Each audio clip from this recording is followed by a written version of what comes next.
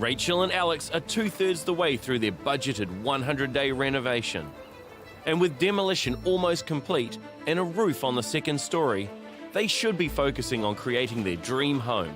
But with Rachel still recovering from her emergency dash to the hospital, her ongoing health issues are adding to the stress of the renovation. It's one of these things that we live with. It's always stressful, especially not knowing when and if it's going to happen, and knowing that it can be fatal. It's very serious. But touch wood, at the moment, I'm okay this time, so we'll just have to see how things go. Right, frozen food, bedside light, sheets, check. Go whilst you can. Go while I can. See you at some point. Yeah. Bye. Bye. See ya. It's a relief not living on the site, but it's actually still quite hard. We've got boxes and suitcases and stuff everywhere, and it's really taking its toll on me. It's school holidays, and with Rachel still needing to rest, Max and Macy are on site with Alex, who is busy dealing with the new additions to the renovation, including the Saniflow toilet in the changing room at the bottom of the garden. What we're doing is we're going to be putting a pump in, which is going to sit behind the toilet. The pipe will come out in 20 mil. The pipe will increase to 25 mil, and that horizontal run is going to go down into your sewage. With the Saniflow toilet going into the shed, I can actually now remove the last toilet from our bathroom. Plan is I'm going to do all that tonight, so that tomorrow it's blank canvas for our plumber and also Kelsey to start putting the bathroom back. And with the kitchen and dining area now the only areas left untouched, they've decided to refresh the whole room, sanding the floors, increasing storage, and replacing the kitchen benchtop. You start adding all this new stuff, which looks brand new and fantastic. So the things that we weren't going to touch, like the kitchen, start to look not quite tip-top. So let's find the money, which I guess we take out the contingency, and give the kitchen a bit of a facelift. And while renovating the kitchen now is the right decision, it does swallow up a chunk of the contingency budget, which Alex will need if the renovation runs over time. But with the mains cable booked in and the ducting for the second floor heat pumps being installed, they are still close to finishing on time. Master painters are already painting the original exterior, as well as priming the new hardy board, which is perfect timing for Kelsey, who just had a visit from the council. Before you can put the weatherboards on, the council has to have a look and just make sure they're okay, that all the building paper's been properly installed, all the window tapes are on, the cavity battens are all in, and there's like a closure at the bottom, they've got to inspect that. That all went well, so we're into the cladding now, which is good. It's a busy day with the jib plasterboard delivery, and with little room to move, it needs to be spread throughout the house. Downstairs, Alex is demolishing the last bathroom, and he's uncovering more issues with the 85-year-old house. Look, it's got water damage, and it just turns to this kind of mess. What we're having is a fully tiled bathroom. So it has to be waterproofed, but underneath the waterproofing needs to go exterior plywood, so it's waterproof, which means even if there is a leak, you don't get the floor swelling up and the tiles literally just popping up. Me doing this job saves Kelsey or Nathan doing this job, which saves money. So that's why I'm doing it. With the bathroom ready for Kelsey, Alex can turn his attention to the window joinery. The original supplier cancelled at the last minute, and Donnie from West Pine Joinery stepped in to help Alex complete on time and on budget, and he's already making great progress. This is one of our windows. This is brilliant. Is it a mixture of different timbers? What are they made of? We use cedar for a couple of reasons. The main reason is for stability. Yeah. Okay, it's the most stable product for timber joinery. And the second thing is because we like to get the thickness of the profile to contain the double glazing. So we see the wood come in and it ends up at this point where it starts to look like windows. Yeah. And everything's primed in the factory before the glass goes in, or does this come to my house and I'll get the painters to do everything there? Okay, so it's a process of when it gets delivered to your house, it will be pre-primed. Right. In an oil-based primer. Right. Right. Unfortunately, it has to be the old school oil-based paint because it seals the timber properly. Moisture in equals splits, cracks, and warpage. Got you. You got very lucky. I know. A week ago, he was measuring up, got the plans the next day, and here we are halfway through that second week, and as we can just see, the windows are actually being made. So when's delivery? Next week? Next week, yeah. Perfect. I'm impressed. But I mean, I love timber joinery. Yeah. I think it was a good call. Was it dearer? About the same, to be honest. Wasn't that bad? Oh, that's good then. The extra tiny amount to actually get what we want, in keeping with the character of the house, which is, you know, almost 100 years old, I think it's key to do it. It will be close, but Alex and Rachel may now still complete their house within the budgeted 100 days. And for Rachel, who's away with Max at the National Youth Futsal Championships, it's a relief. Looks like we're gonna crash the Aussies. We've done it. It is so good to be away from the build for a few days and just to be out and about and not hear the constant building noise. But with Kelsey's son in the same team as Max, You come all the way down to Palmerston North and look who you find. Yep, there's no escaping Kelsey. He's here watching the futsal too. My boy and Max, Alex and Rachel's boy are they're good friends and they play in the same football team. So yeah, we've known them, I don't know, for probably 5-6 years now, yeah. It's always different when you start working for someone though, like you just don't know how quiet it's going to pan out, yeah. But no, it's been fine, it's worked well, yeah. with the whole team away for the weekend, Alex can relax for the first time since he ran the Rotorua Marathon, and he's enjoying his time off with Macy. This is really quite intense, and it's kind of all about the renovation. I think it actually did me good to get away for a weekend, actually have some time where I wasn't really thinking about it, and couldn't do anything, couldn't actually, you know, pick up a broom, clear stuff away because I wasn't there, and just clear my head for a bit, really. But it's all hands on deck Monday morning when Melanie from Wardrobe Plus arrives to measure up.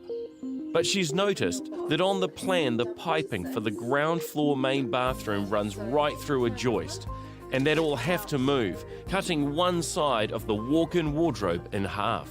So it does depend on the size of this duct here, whether or not we can get that side panel to fit in nicely either side. Rachel arrives back from Palmerston North just at the right moment. Just tell me what this means. It means Just cut. we can move the fan across and have the fan in the corner, and then it goes out through that wall and up through the roof there, so it doesn't. Whatever, So that no works. boxing, but also no solar tube because it just can't fit. But when we were building, Yes, when we started this, as soon as we covered over that original Yeah. solar tube, it got dark. correct, because you need lights. Well, we're not having a pitch black family bathroom. Well, it's got lights, No. but we might. Daylight We in there, may isn't have it? no choice. What? There's always a choice. Well, there may not be one. I just forget how sort of immediately full on the renovation is, and problems with the wardrobe, the lighting, the electrics, it's all going on. And I was thinking back to my lovely peaceful hotel room in Palmerston North and wishing I was still there. Alex and Rachel have returned from a weekend away from the renovation to discover that the main bathroom's lighting tube will cut out half of one side of the walk-in wardrobe and ruin the final look. With Melanie from Wardrobes Plus and electrician Dean, we have all gone down to the ground floor to find a solution. We can't have an internal bathroom with no natural light in some I think form. we can because I don't think we've we can. lived with it for 3 months. Yeah, and it's been Mel, come in. Come into our delightful- come into the Come into bathroom. debate, All the rooms. the debate, Yeah, because yeah. what you're sacrificing is the look of the wardrobe as well as the use. So by having the solar tube right where you want it, it means it is now going to come up right through the centre of here. But all that is being lost in the wardrobe, and it's going to be then boxed in the middle of a wardrobe. It is. It's not going to look good. We're stuck between a rock and a hard place. I would be going with your wardrobe, making that look perfect, because storage is an issue that you've had, and I think we can remedy it in here in some fashion. You can have it set up with 2 lights in here, so as during the daytime, when you walk in, they're the ones that turn on, right? Oh, wow. So it would give it more of a feeling of a daylight light in here. Yeah. We've actually got a light above the mirror. Yeah. We've also got the LED Yes. underneath the Yeah. vanity. Yeah. Those are the ones you flick on with a switch when you come in. And they are the lights that would then give you more of that warm light in the evening. Not an ideal start to the week in the slightest to walk in and to find that the internal main family bathroom is now going to have 0 natural light, but it looks like we've sorted that out in a way that I can live with that. As long as there's no other issue with that bathroom down the line, then that'll be okay. With the solution found, Alex heads to South Pacific Timber with a piece of the house's original 1930s skirting board for it to be reproduced. We want to install it throughout the house, restoring the interior to its original design. Alex brought us the sample of what he wanted for his skirting, which is the original profile on the house. So when we have a profile like that that's non-standard, we actually have to make a knife and we have to set it up in the head and run it specially. It's quite easy for us to do that, doing that pretty much on a daily basis. That moulding was in the house from new, and to actually put that back there is just giving the house back its original character, which is quite a neat thing to do for a small amount of money. Over the next week, it's a hive of activity as the doors arrive and the master painters turn Max's bedroom into a spray room, while Kelsey and Nathan work on preparing the house for jib plasterboard installation. But with constant rain and cold conditions, any outdoor work is a challenge. And with only 26 days left of the money to build, Alex has to keep pushing on. The Louvertex being installed today, which is quite exciting because it's just another piece of the puzzle towards finishing the renovation. And this is probably a 3-day process, maybe 4. The heart of this renovation is to create a home suited to the whole family. So while adding entertaining areas for himself and Rachel, Alex has decided to add a bit of fun to the backyard for Max and Macy with a spring-free trampoline.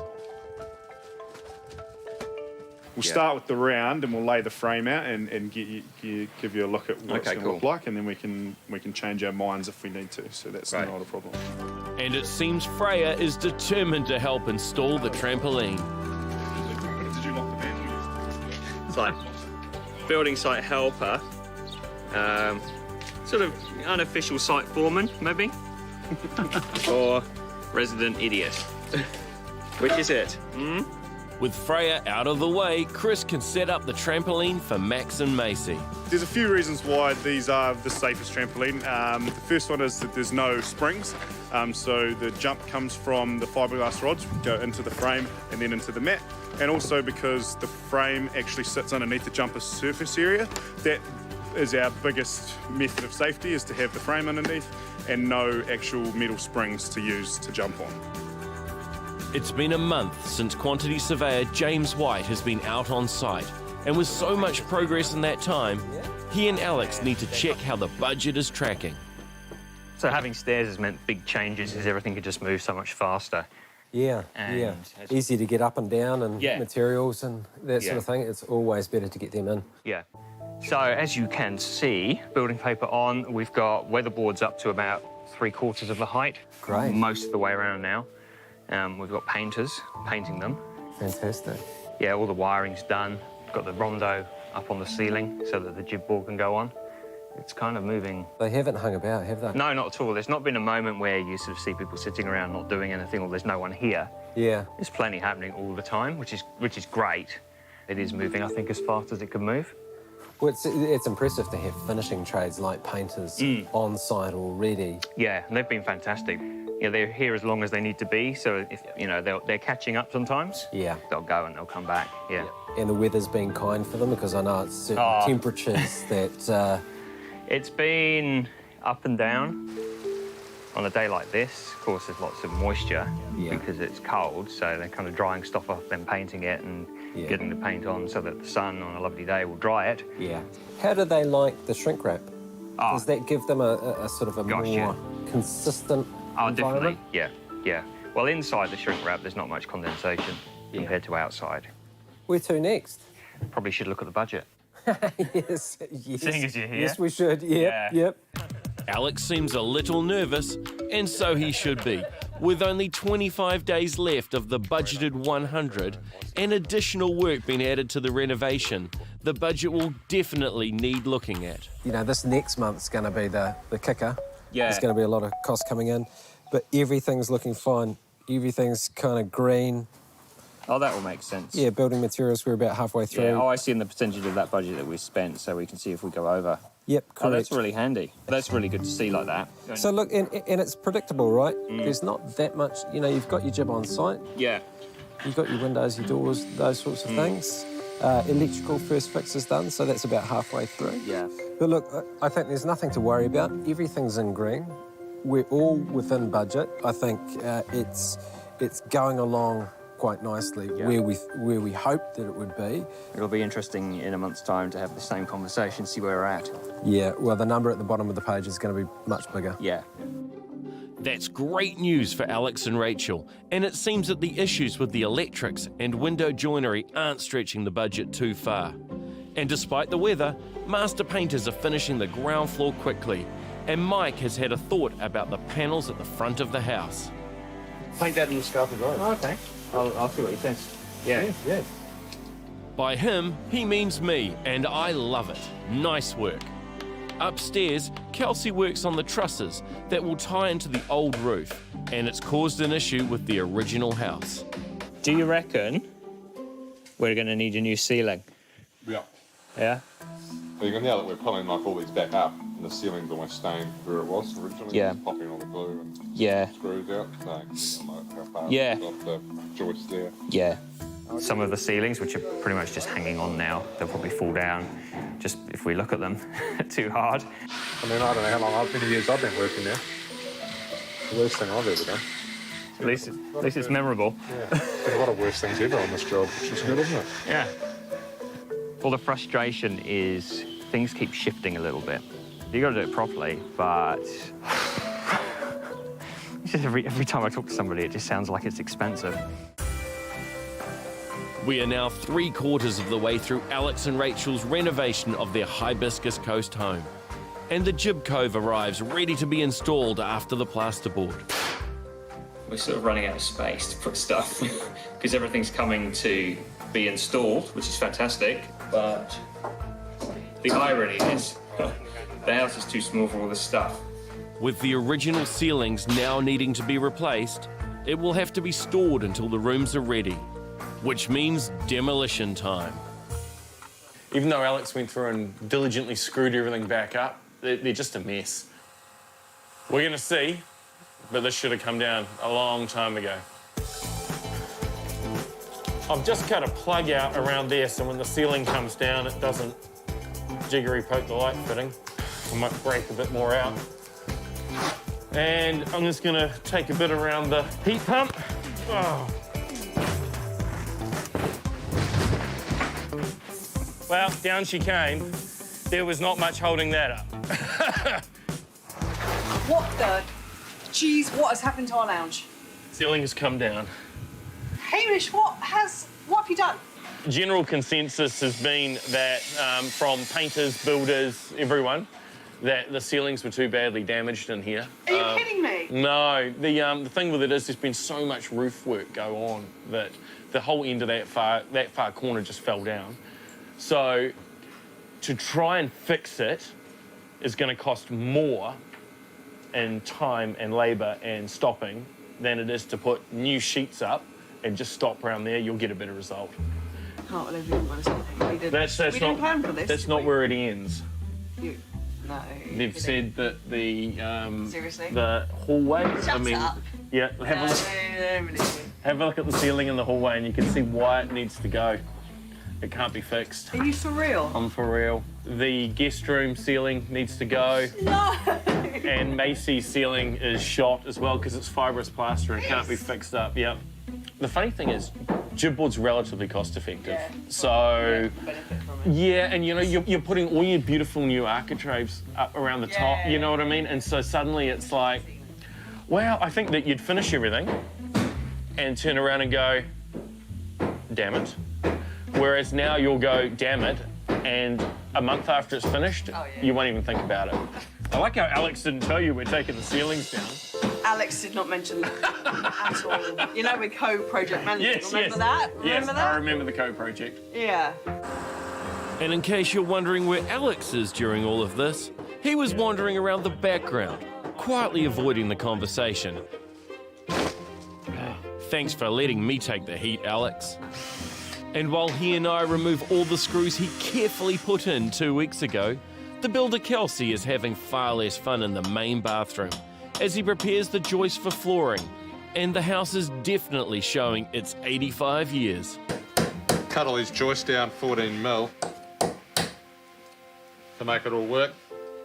And unfortunately there's a whole lot of nails in there, which we can't, so we'll get rid of them. One of the biggest challenges has been just dealing with walls that are out of plumb, places out of level, floors, existing floors are out of level. You know, when we've pulled them apart, they haven't been built that well, or they're so far out that we've had to replace. That's another day with Kelsey not working on the second floor, and the extra time will have to come out of the contingency budget. Whenever something comes up off the walls, you find out what's behind the walls. So this wall now is like this, but all of this wall looked like this yesterday, which is kind of this mishmash of renovations from years gone by. There used to be a window here because this used to actually be the outside wall of the house before the extension was put on 20 or so years ago. This is actually the most demolished room in the house because, like all the bathrooms, it's going to be fully tiled, fully waterproofed, so you kind of have to strip it back to the bones. Yeah, it's like a skeleton house at the moment, but then in a week's time it'll look better. With the house open to the elements, it's not currently secure, so Alex has brought Armstrong locksmiths on site, and the new door handles and window catches we've chosen complement the modern colonial design of the renovation. Rachel and Hamish went through the vintage hardware website. So we have vintage copper. So they ain't cheap, but they're really good. And I'm going through now, though, because I think I'm a bit short on the order. I think I need a couple of bolts and 32 window latches. Because we ordered 32 window latches. But they come as pairs. What I needed was 32 pairs. So that's my fault. I'll do a list. After sending an email, Alex receives a phone call about his order. You may have noticed I'm not an expert on door hardware. Oh, that's all right. It's an acquired taste. Thanks, mate. See ya. Thank you. Bye. Bye. With the locksmith due back in a week to complete the interior doors, Alex's mistake won't affect the budget, but the old doors will. What's up? So, the rebate of the door itself is underneath this trim. Sure. According to calculations, because of the routing done of course, for the glazing, that's the edge of the rebate. So, we're going to be in glass. That's not going to work, is it? No. If we can't do this on this one, it's not the end of the world. But at least if we put bolts on it, then it's secure. Yeah. And we can worry about that next week. Yeah. On the face of it, it was a job for the morning. It's middle of the afternoon, he's halfway through because there's a lot more to it now because he's putting new hardware into old doors, which have been filled and had locks and bits and pieces done to them over the years.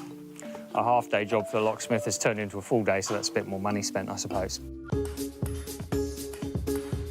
With the budget limiting the build to 100 days, Alex wants to get as much of the house ready as soon as possible, and Rainaway Spouting arrives to begin measuring and rolling out the seamless gutters. As long as we've got good access and a few hands, the sky's the limit to the length we can handle. Well, we intend to cut a hole in the tent and take it up over the roof over to the far side. And what we tend to do is got a protective plastic coating on it. We leave that on so it doesn't get scratched on the way through. And all going well, we'll get up there in one hit, no scratches, no bends. I've been thinking a lot about the colours because we chose resin paints for the colours of the house. And the colours that come in spoutings and in Luvatic, which use a lot of the aluminium joinery colours and stuff, they don't all carry across. They're not all exactly the same. So you've got to be careful. If you try for same and miss, it really looks like you've missed. So sometimes you've got to try a little bit further afield. And in this case, the colour that was going to look the best with the downpipes against the weatherboard colour was this darker grey, and it was also needed to be a colour that was going to foil nicely against the roof, because the roof is black. So everything's working. I'm happy.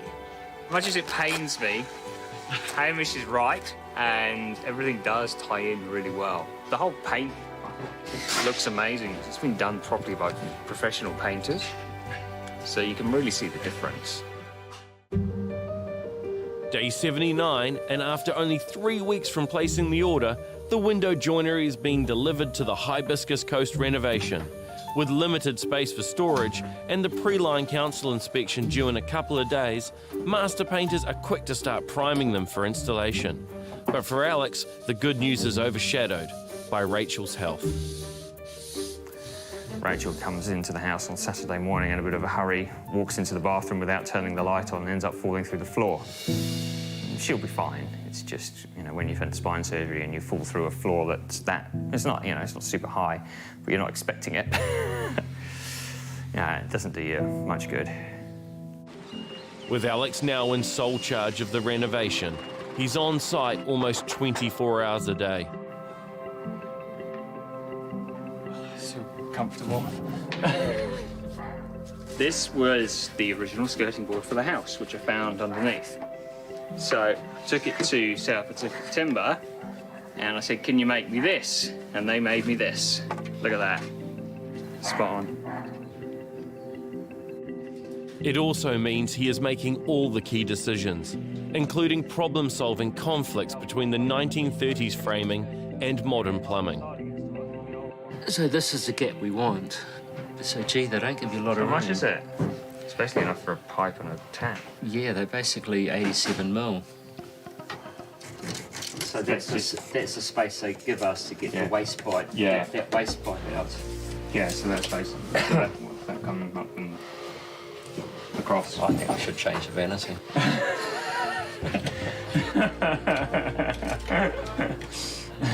So that'll muck up your stud. New plan. Yeah, we'll have to cut the stud out to get the waste in the crevice. Yeah. With Rachel bedridden, Alex also needs to care for Max and Macy over the school holidays. And thankfully, the trampoline is ready to be used. The Louvertech installation is on schedule and due to finish today. We've actually cut all the gutters and we've fitted all the gutters. To put those louvers in there, I'd say take about an hour and a half. And then set the limits and yeah, it's all good to go. Inside the house, the facelift of the kitchen has begun. Boom. Not a part of the original renovation plan, Alex and Rachel decided the old kitchen lacked storage, and after ordering new Beko appliances, they knew they needed to refit the kitchen. All the kitchen appliances arrive from Beko, which is great, again, because it's good to have all the stuff on site. And this time yesterday, this room was this high, with everything from the house just piled here. So I thought I needed to tidy up. And just as well he does, as Tony needs as much room as possible to add the extra storage space. In this case, take all the doors because I'm extending the cupboards within a little space of the ceiling. And then the new doors will cover everything, so when it's finished, it looks like it's always been to the ceiling, basically. Make it look as if it was a brand new kitchen. And it probably at a fraction of the cost of a new kitchen. It's a common thing to start adding extra things to your project. You add stuff, it adds time, and it adds money. And that's a really simple formula. So think before you start adding things. Sometimes something else ends up kind of getting sacrificed to achieve these things. So you really want to think if that's actually important to the overall result you want for the house. At the front gate, Alex is starting to get excited. If you squint, this looks finished. We have our really nice guttering. We have our freshly painted garage door. We have our sensor in for our new light, which is here. So no longer do we arrive in the dark, to the dark. And all we're waiting for now is a downpipe, which will go in here. So, if you just for a second just go, oh look, it's finished, because there's actually a finished thing. And there's another surprise in the back garden.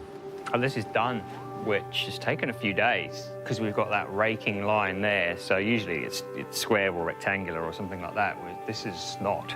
So, and that we needed that to follow the fence line to get out to where the spa will go. So this is very cool. Yeah. It's great to see the exterior design elements coming together, and I hope the interior will look just as good. Upstairs, there's more progress as the windows have been installed. But tomorrow is the council's pre-line inspection, and Alex hasn't confirmed the cosy wall insulation yet. Upstairs with insulation, just the walls, or does he need to do the ceiling as well tomorrow for the inspector? The ceiling should be done. Right. Yeah. Okay. Although in saying that, he can possibly get it on a post line. Right. I'd have to ask him. Yeah. Because they can actually get up and see it, whereas the walls, once they're chipped, you know, obviously they can't see that again. So, right. yeah. I mean, it depends on the inspector. Like, if they're here doing it, and he sees all the insulation and the way to start, they're normally pretty, you know, should be okay with it. But then again, some of them are pedantic and want to see it all in. So. Yeah, it depends who you get. Yeah. Inspectors, when's that? Inspectors booked for the afternoon, so I won't know till the morning. Okay. We're going to be under the gun tomorrow to get all that insulation in. And it's not an overly complicated process, but you've got to do it properly. So it's also coming to a bit of a crescendo, which is exciting because you can see the finish line. While Alex might be able to see the finish line, he's still weeks away from the family moving back in. But when Wade and his team arrive to install the insulation early the next morning, it's a stroke of luck Alex and Rachel desperately need. So today we're doing the external walls, and we've chosen earthwall glasswool for the product. Standard installation in Auckland would be a 2.2, what we call an R2.2, but for you today we're installing an R2.6, which is towards the upper end of performance. So that's just like a measurement of how much insulation power it has? Yep, absolutely. Right. The higher the RV, R basically stands for resistance, so the higher that number, the better resistance, keeps the heat in. The beauty of it too is that we're also going to be able to use the 2.6 for your acoustic walls. Oh, okay. So upstairs to help, you know, stop some noise transfer between the bathrooms and things like that. Yeah. So trying to maximise things as much as we can, and yeah, just really making the most of product choice that we've got. And Alex is keen to try and install it himself. It's quite a high density bat, so you need to make sure your cut's quite accurate. Okay, so sit it in on two sides. Yeah. And then what you're going to do is line it up with just a couple of mil past the actual outside of the cavity. Yeah. Line it up, run it the whole way down. Nice cut. That comes away, and then that one sits inside. Sweet. Okay. Cool. Right, try a nice easy cavity. Got any knives? So we go like, this is quite a tight fit. I'm just going to take that out because I can't actually do it. You're making us look good, that's great. I think you should leave this one to the experts, Alex. The insulation RVs. It's a big step forward in the whole process. Pretty much every day there seems to be another milestone that happens, and with everything that happens you feel like you're another step closer to the finish line of actually getting this renovation finished. In 100 days, I think we're pushing it. Everything can't happen right now, but it all needs to happen right now. It's quite frustrating. The council inspector has just been on site at Alex and Rachel's renovation to check the insulation in the walls, and there's good news all round. So that is now approved, which is fantastic. It means we can go ahead with getting all the jib board onto all the walls and the ceilings upstairs. Whilst the building inspector was here, he also signed off all the plumbing in all 3 bathrooms. And it just means that Kelsey and Nathan can carry on with putting the floor down and making good the 2 downstairs bathrooms. And then you get the floor inspected and all signed off, then we get the tiler in, then we can have a bathroom, which would be amazing. And there's good news on the home front as well, with Rachel now able to manage her back pain. But on top of her emergency stay in hospital for a separate issue, it's made her reassess her role in the renovation. Having had spine surgery, I do have quite bad issues with my back, and to fall through the hole in the floor into the soil, I couldn't move. Luckily, didn't need to go back to hospital for that this time, but means a lot of pain for me. And again, bed rest, pain relief, can't be on the site, can't help physically with anything. I know Alex finds it very hard, obviously, and he's got a lot to cope with the build and work and kids and now looking after me as well. So it's hard. It means I have to take a step back from the build, but I know Alex is going to do a good job and he'll keep on top of things. After Kelsey had to replace the original bathroom's walls and floors, he has fallen behind on the second floor, and Alex has decided to bring in help. Because there's all these things that need to happen before something else can happen. A lot of it hinges around the builders, but they can only move so fast. So we decided to get in some contractors who will come and fix all the jib board to all the ceilings and walls. It's the middle of the afternoon on the day before I want to get those installers in, so I don't know if we will get them tomorrow. Hopefully they can, but I mean, I guess big picture, if it's delayed another day, it's not the end of the world. Early the next morning, Alex leaves for a meeting in the city. And with another stroke of good luck, the jib plasterboard installers arrive on site and begin lining the rooms. And there's more progress on the street as the mains power cable is finally replaced, with electrician Dean on site to assist. The mains coming into the house were basically too low, so you could actually stand on the front deck and you could actually grab hold of the mains cable. So we actually basically had to disconnect that and take it to the top story. With the louver now finished, the landscaping can begin. And after 81 days of heavy construction, the garden desperately needs some tender, loving care. And my friend and colleague, Jules Moore, has designed an easy care colonial Parisian paradise. Jules's plan is to line the path into the back garden with Buxus balls and plant sculptures. The outdoor dining area will sit under the large trees, and screens will frame its sides, as well as hiding the tree trunks. And with Rachel's love of citrus in mind, a Tahitian lime will be in a wine barrel within easy picking distance of the outdoor dining area. In the pool area, the palms will be infilled with a number of plants that can withstand being close to the pool, giving it a subtropical feel. Today, Jules is starting with the outdoor dining area. The objective today, excavate all this, bring in some hard fill, compact it, bring in the pavers and do a wet cast paving in this area. And that's a pretty big goal, ambitious, but I think we'll do it today. But she soon discovers that nothing is easy on this renovation. So we've just realised we've got a bit of a problem. Got quite a different gap from one end of the concrete to the other. In fact, it's well over, it's about 60 mil, isn't it, guys? This side, and when we get to the other end, nothing. I feel that if we can put a gap of about 100 mil of Mondo between the paving and the concrete, I think that'll soften it. And also, we've got the Liriope on the other side, so it'll kind of tie in as well, so that'll make a nice transition. With such quick thinking, it won't take the landscaping team long to finish the dining area. Shall we get this out? Yep. I'll grab one. And Alex returns home in time to help unload the concrete and to check on the kitchen's progress. Tell you what, Tony. Yep. This is looking bloody good. It's starting to take shape, huh? This is great. Oh, fitted and everything. Look at that. The only thing is that the drawer for this unit here, have you got that somewhere? I think I saw it in the garden.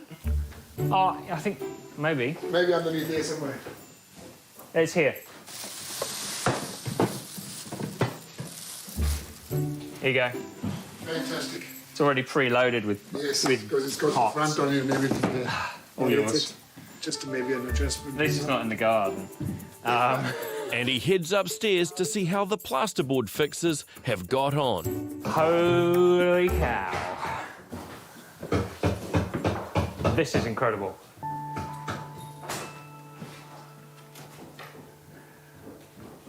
This is unbelievable. This has cheered me right up. This morning, I was going off to work thinking, oh, I don't even know if we're actually going to get the fixers here today because We gave them literally 2 hours notice at the end of yesterday. I thought potentially we wouldn't have any fixtures. We'd lose Jim, our plasterer, because he wouldn't have anything to do, so he's going to have to go off and do something and earn some money, you know? And here we are. This is amazing. This is incredible. Oh, you're already stopping it. Yeah. Bathroom. Oh, so that's all the aqualine. It's got a floor. Kelsey and Nathan have been smashing this. It's just amazing because Jim, who's doing all the plastering, is fixing it up, which probably means by the weekend, the painters will be painting it, which means probably by this time next week, the whole of upstairs is going to be finished. Which I feel like there's got to be a catch, you know? But maybe there isn't. Next week, the 100-day deadline hits. It's almost, I wonder if anything will actually ever be done. Causing tension. We all want to get it finished, but that just takes what it takes. And delays push the budget. I'm so certain that we only got 3 boxes delivered. Yeah, we did get 3 boxes. Yeah. And it all comes down to one final moment. The carpet's coming in an hour. I'll tell the boys. Are you kidding me?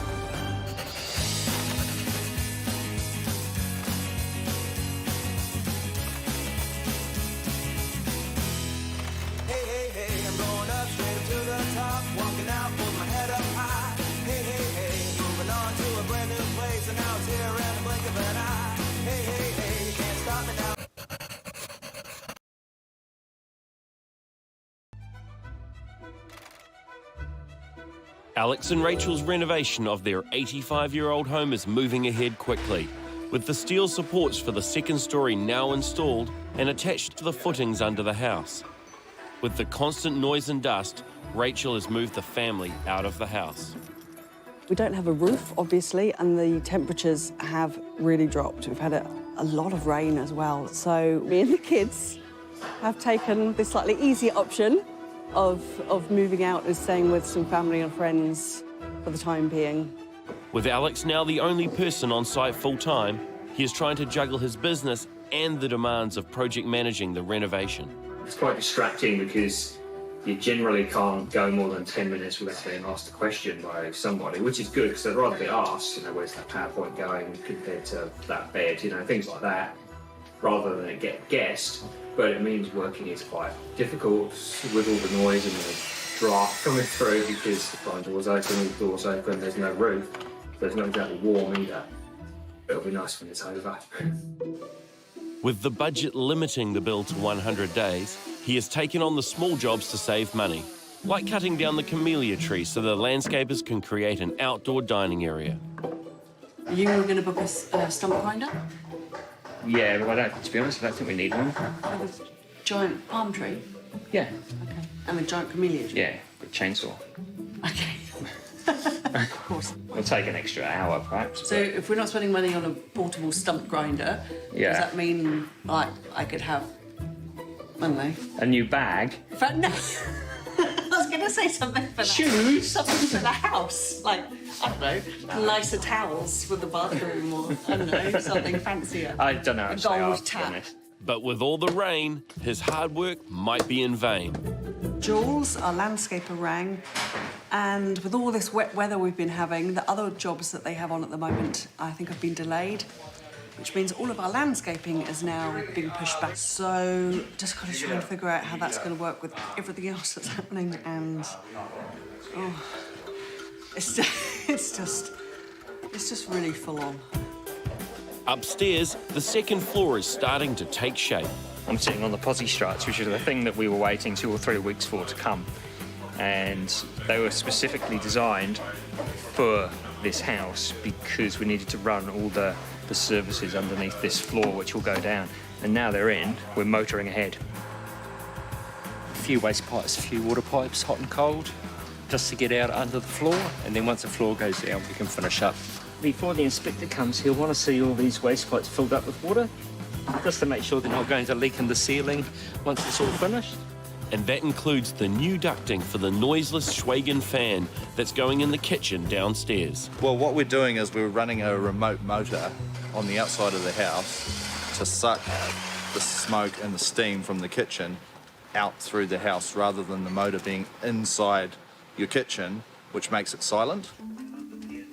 So we're just going to test it before they all close it all in, make sure it's as silent as we want it, and make sure everything's running right, and then they can close it in and it's all done. That's perfect. Yeah, absolutely perfect. And the team from Schwagen will be back to finish off the installation once the cladding has been completed. And there's more good news for Alex and Rachel. You saw the trusses for the roof, so that's good. Powering ahead. With the roof trusses coming in and that whole area now taking shape, that's fantastic to actually see. It will be another few days along in our quest to hit that 100-day deadline. Oh, it's like we've actually got a roof. I got the sense of a feeling of having a roof. Right, just want to hold the balance in the middle. Currently held up by 2 nails. Kelsey and Nathan continue to add more trusses to the roof, while Alex works on refixing the ceiling below to the new beams to help speed up the floor being laid. At the moment, there's all that bracing downstairs, which is holding up the ceiling. So once I've attached all these, we can reattach the ceiling and get rid of all of that, which opens the door really to starting to make good all the demolition we had to do downstairs and start putting the house back together. With Rachel's back restricting her movement, she can't assist with the physical part of the build, but she can help with design. And she's got a great idea for Max's Barcelona football-themed room. Right, this is a rather special gift we bought for my football-crazy son. Awesome. It is a signed Barcelona football shirt. Wow. I know, he's pretty blown away, our son, with this. But now Very good. we need to come to you to talk about the framing options. So this is one that we've done for one of our customers, and we've put a plaque at the bottom. It's for the Maori All Blacks. Oh, wow. I actually quite like the white The background. white makes the shirt pop. It what does. did you think to do with this one? Well, I was going to get my usual advice from you, because you always know what to do here. Very good. My instinct was to go with black. Okay. A black box frame, perhaps, and a black mount. But against the white, it does really stand out. It does. But the black's quite good too. I like the black, and Max is going to have quite a few black sort of accents in his new room. And then with the black frame. Oh, yes, that's nice. Yeah, No, I like that. That looks really good. Rachel will leave the shirt at the framers until Max's room is ready. And with Alex working quickly to attach the ceiling, that won't be long. Yeah, it was more that sort of those So those are done. spans was a little more the worry. Yeah. Some of those I've screwed and Yeah. probably all right, those little ones. Sure. It's pretty fast. Oh, I'm quick. What I lack in skill, I make up in speed and then lose a bit on shoddiness. But the good humour doesn't last long with a visit from the window joinery firm. Our existing windows are 2 sections.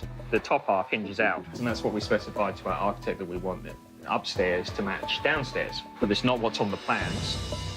There's no way of telling unless you know how to read a plan. And I've sent him an email and said, is this a major issue that we can't change without doing an amendment to the plans? We've already done one, we don't want to do another one.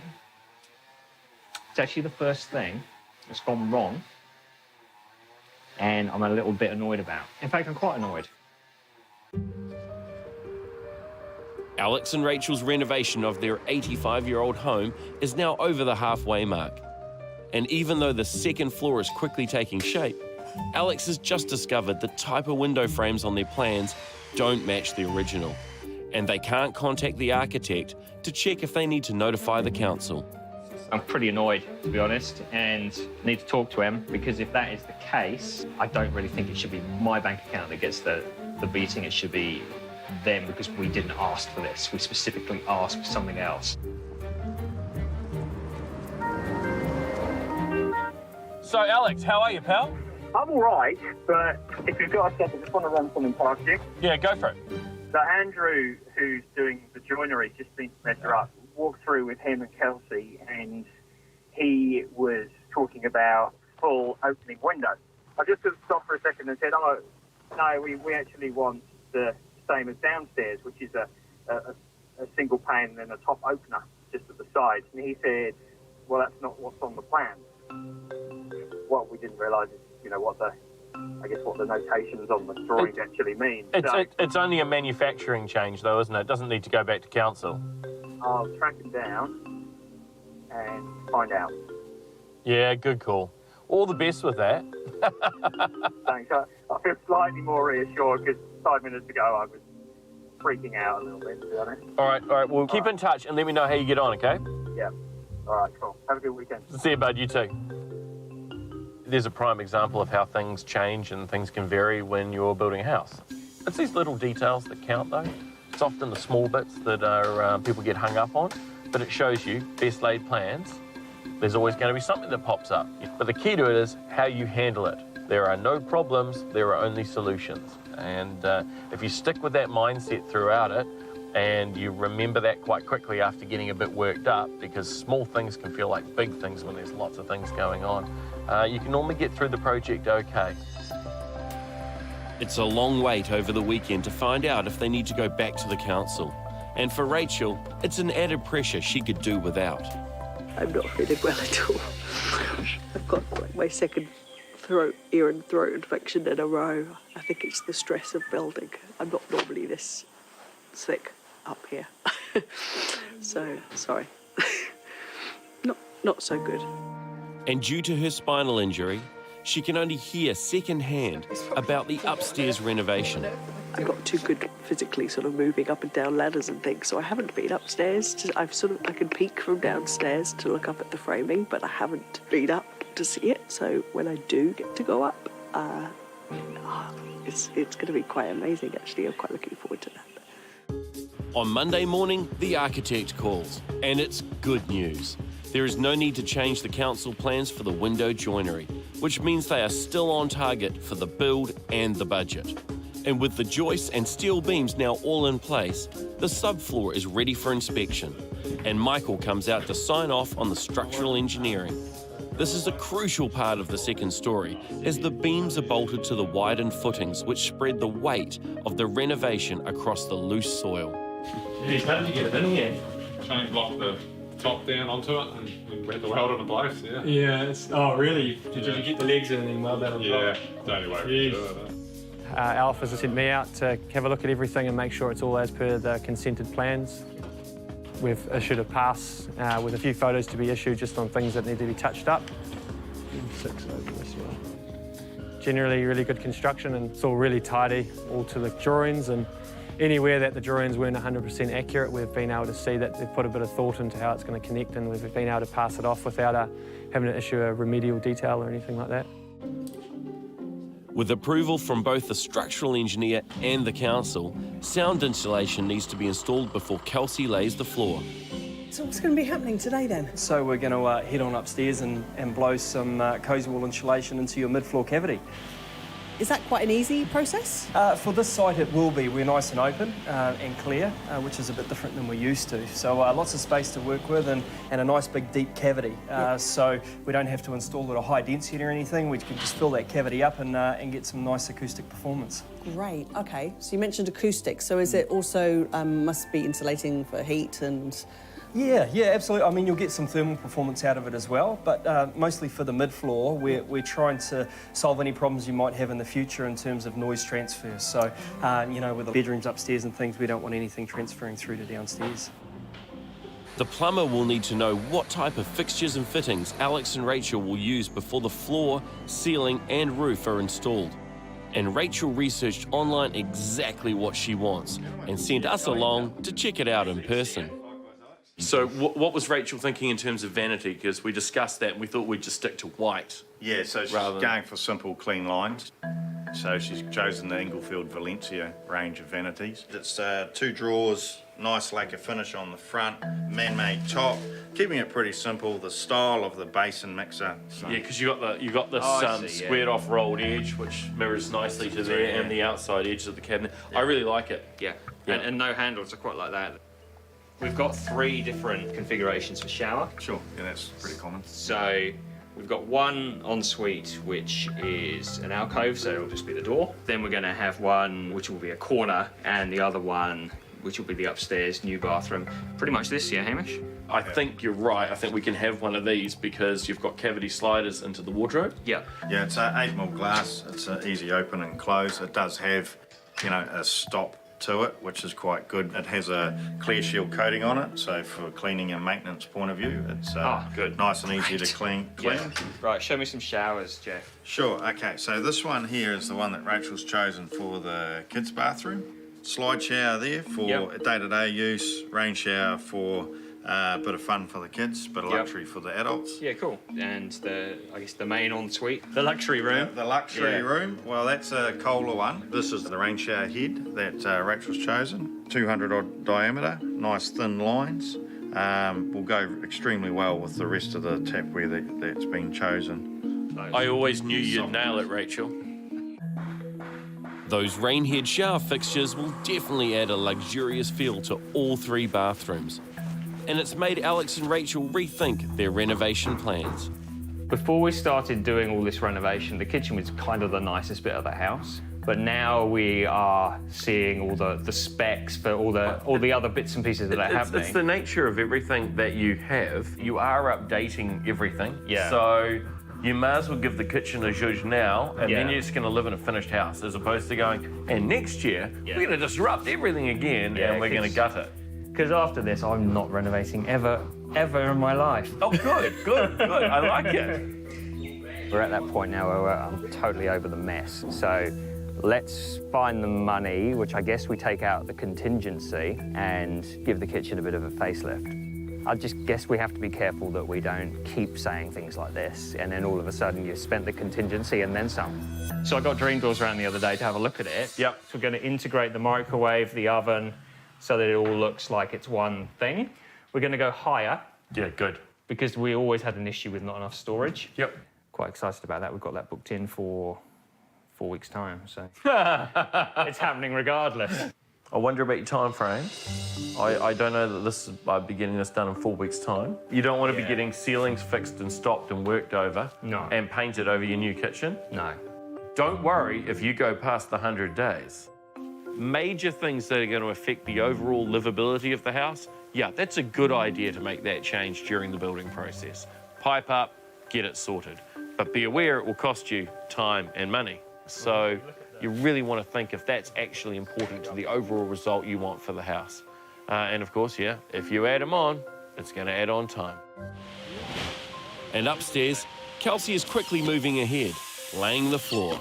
That's the first sheet down, didn't take too long. So it's probably one of the easier ones though. At least we can walk around a little bit easier, so it's good.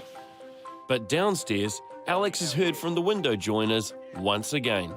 They came to measure up and told us, we'll have some samples because they were also going to give us the samples for the skirting boards. We'll have those couriered out to you on Monday morning. Never arrived. Spent 3 weeks chasing them, nothing. And then a week ago, they said, they're a bit busy. We were going to be at least another 4 weeks away from actually having our windows, and they should be in 2 weeks from now, not 4 weeks from now. And that'll be a big problem because it means that the house can't be finished upstairs, won't be watertight, so there's only so much you can do. Alex and Rachel's renovation of their 85-year-old cottage has hit a roadblock, as the window joiners are no longer able to deliver Alex's windows in time for the budgeted 100-day deadline. It means that the house can't be finished upstairs, won't be watertight. It was one of those moments, and it always seems to be on a Friday when these things happen because you can't do a thing about it until the following Monday. Not wasting any time, Alex rings around to try and find a new supplier who can deliver on time. Donnie, how are you? Yeah, good, thank you. Good. Good. Hey, just a quick question, because I know you're probably out busy on a job doing what you do. If we go with that quote and you can come and do the final measure, what do you reckon you can turn it all around in for us? It'll probably take me a minimum of 2 weeks from the time I measure it to get it out to you. Sure. Okay. I think we're good to go. I guess I'll sign the quote and scan it and send it back to you. Yep, that'll be the one. Yep. Wicked. Cool. I'll do that today. Okay, mate. We want to be done. We want to be in for spring. We want to actually enjoy this place. So that's part of the reason we're renovating in the winter, because the winter's a bit of a write-off. So you may as well do something and enjoy the place for the summer. With a new supplier in place, the Abode decking arrives earlier than expected, and it inspires him to work out his frustration on a mini renovation. His plan is to turn their old shed at the back of the garden into a changing room for the pool, including a Saniflow toilet. What I'm thinking is a toilet on the back wall. Yes. Hand basin probably on that wall. Yeah. I'm going to build some boxing for seating, but it's also going to be storage for all the pool toys and bits and pieces like that, because I want the kids to actually want to use the changing shed, because that's the whole point, because at the moment they run through the house, wooden floors, everyone falls over. So I'll do that prelim work, get the floor down so that the plumber can come in, so the system's there, then I'll line the walls, then it's ready to roll. Yeah, I think you're quite right. Putting the toilet on the end of the wall and then putting the hand basin on the right-hand side here makes it very easy for the plumber to actually access everything, and then we can just run the waste pipe along the fence line down to the pipework. Easy. Right, let's go get dry. Saniflow is ideal for areas where you are very restricted on space, or it's cost prohibitive to put in standard drainage. It's a pump that goes behind the toilet or outside, and you're generally just pumping through a 20mm pipe or a 25 or 40mm pipe, depending on how far and what type of system you're using. And while Alex adds another room to the renovation, inside the house, Rachel is getting dangerous and experimenting with new colours for the interior, starting with Macy's room. Okay, so what have you got? I've got half pale rose. And I've got the Karen Walker blanched pink. And shall I do... Hamish reckons this is the one. Yeah. He says this is very on trend at the moment. Okay. Another way you can test colours is by painting an A4 piece of card, and it will create a more even and accurate colour. Don't. It's my all-time favourite. No, it's my all-time... Don't, it's my all-time favourite sweatshirt. I immediately prefer mine. We need to wait for it to dry, then do a second coat, and then look at both. And then, I guess, as the light changes... well, this is a mix of natural light and the builder's lights. Yeah. Right. Hamish is an expert. Knows his stuff, knows his paint, carpet, interior design. He's fantastic. In saying that, I have slightly taken his advice and possibly sort of just left it to one side. And, well, I've gone rogue. I've chosen my own paint colours. Right, we've got two choices for the lounge. I've got Resine Half Stack. And I've got Surrender. You've got Surrender. We're trying to get the same sort of depth as what we have at the moment, but grey. I think we're a way off. It looks nothing like I think it basically looks like a white. So for this, you're basically saying Hamish was wrong. I am. And me. These are the blues, the Barcelona blues. Right. Let's see. This one, the Resine Licorice, was Hamish's choice. Yeah. Oh, I don't want to say he's wrong. It's a bit grey. Well, yeah, Max's words, it looks a bit grey. Yeah. I think Max's is the best. This is too light, too bright. That's just not even blue. It's been a bit of a mission getting the right colours for Max's Barcelona Football Club stripes. This is the one we're going for, Aviator, which looks spot on. The reds was actually even harder, so hot chili it is. We've got hot chili for the red and Aviator for the blue. I think the colours Rachel has chosen look great, and I can't wait to see the final Barcelona football stripes on Max's wall. And with South Pacific scaffolding adding an extra level and safety net so Kelsey and Nathan can complete the roof structure, Rachel risks climbing up to see the second story for the first time. I'm quite blown away. It looks really good. This is our new bedroom. This is our master bedroom. It's fantastic. So that's the entrance there through to the walk-in robe. Yep. I'll be very interested to see how big that actually is. I can't quite tell. Well, why don't I get in it? Because then you can see me pace across it, see how long it takes. Yeah, do it. See the time that it takes me to walk across it.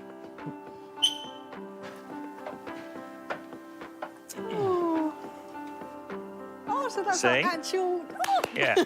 Walk into the bedroom. Yeah. Walk into the office. Oh, it's my office. Hi. Maybe lean against the window and admire the view. Oh, that's great. You can feel because where the sun is. Well, I'll come here in the morning and around all day. Yeah. Can't wait. If I lie down here, where the bed will be, you know. Oh, yeah. In bed. Plenty of room for me in that bed. Yeah. Yeah, and I know you just fit in wherever. Well, there's a spare room now, isn't there? Oh, that's good. And show me the walk-in robe. I want to see how much space I'm going to have. so this is cavity slider. So there's the space here to open the door. Yeah. So it'll actually be. And then the door like that. disappears, so we don't see it. Yeah. That looks good. And while Rachel can finally enjoy the fruits of her and Alex's years of planning, the safety net is installed and the roofers can start tomorrow morning. We've just done all the prep for all the trusses and bellies and all that part of it, but yeah, it's mostly up to them now. But overnight, Rachel is rushed to hospital in excruciating pain, pushing everything else out of Alex's mind.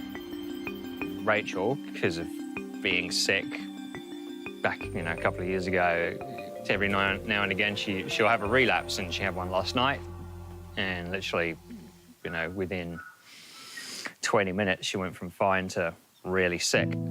So 10 at night we were in the North Shore Hospital. Hopefully she's asleep now, because I think she had about half an hour sleep to my hour last night. So it all just happens really fast, that kind of thing, and you don't see it coming, and then you just deal with it, I suppose. On the Hibiscus Coast, Rachel has been rushed to hospital after she developed severe pain from life-threatening scar tissue in her abdomen. And after spending all night in the hospital, Alex has returned.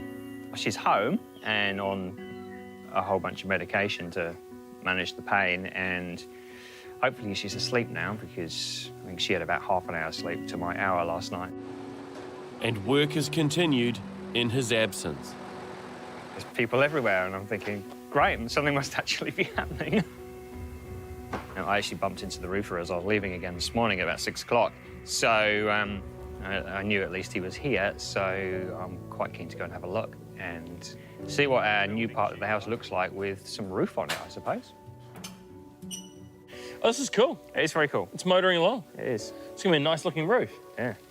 So poor Rach is not feeling the best. No, so hospital last night, got home here about 4:30 this morning. I did for an hour, just as a quick turnaround. How are you feeling anyway? I am knackered. I just would like a normal Saturday where I maybe potter around a bit, perhaps tinker with something in the shed. Maybe you guys should do something, do a family day. Yeah. Just kick back and have one weekend where you actually don't get up and do everything. Yeah. Alex seems tired, which is to be totally expected. And obviously Rachel just had to go into hospital last night, so we hope she gets better soon and is feeling better today. And yeah, I sort of think Alex probably needs just a day off. The man could do with a day off. So hopefully he gets some time to himself soon too. Well, him and the kids and Rachel. Alex leaves to check up on Rachel and get some much-needed sleep, leaving Kelsey to keep an eye on the renovation. Right. Where But else they are were we? saying how it takes forever for the hot water to come through. I'm not surprised. yeah, go up and over and back down. Yeah. But you're pulling the floors up at some stage. Yeah. Okay. We're here today to finish the first fix plumbing for the upstairs bathroom, and then the builder can get a pre-line for the plumbing, and I can move on downstairs and start fitting out for the 2 downstairs bathrooms. Overnight, Rachel improves, but is still on bed rest. And Alex returns to the site to meet Donnie from West Pine Joinery, who has stepped in to deliver after the first supplier pulled out at the last minute. So I think that's the right move. We're going to split finishes, which will match upstairs. You can obviously see you're double glazed. So we'll do the same setup. When you come into a site like this, you're always going to look at existing joinery. And the best alteration to me is one that blends in with the existing joinery and house, to be honest. Oh, I can't see, is it honey plank? Yeah. Oh, it is too. Okay. Yeah. Okay, so 90, 10, plus 14, 115, do I make 116? Yeah. There's always a few questions, and it really depends on the builder on the site. You know, I can tell pretty much straight away whether the builder's actually used to working with timber joinery, and obviously your builder up there has done it before, because these guys need to be up to speed with council. So, you know, a new builder he's the one at the end of the day who has to oversee us guys as well.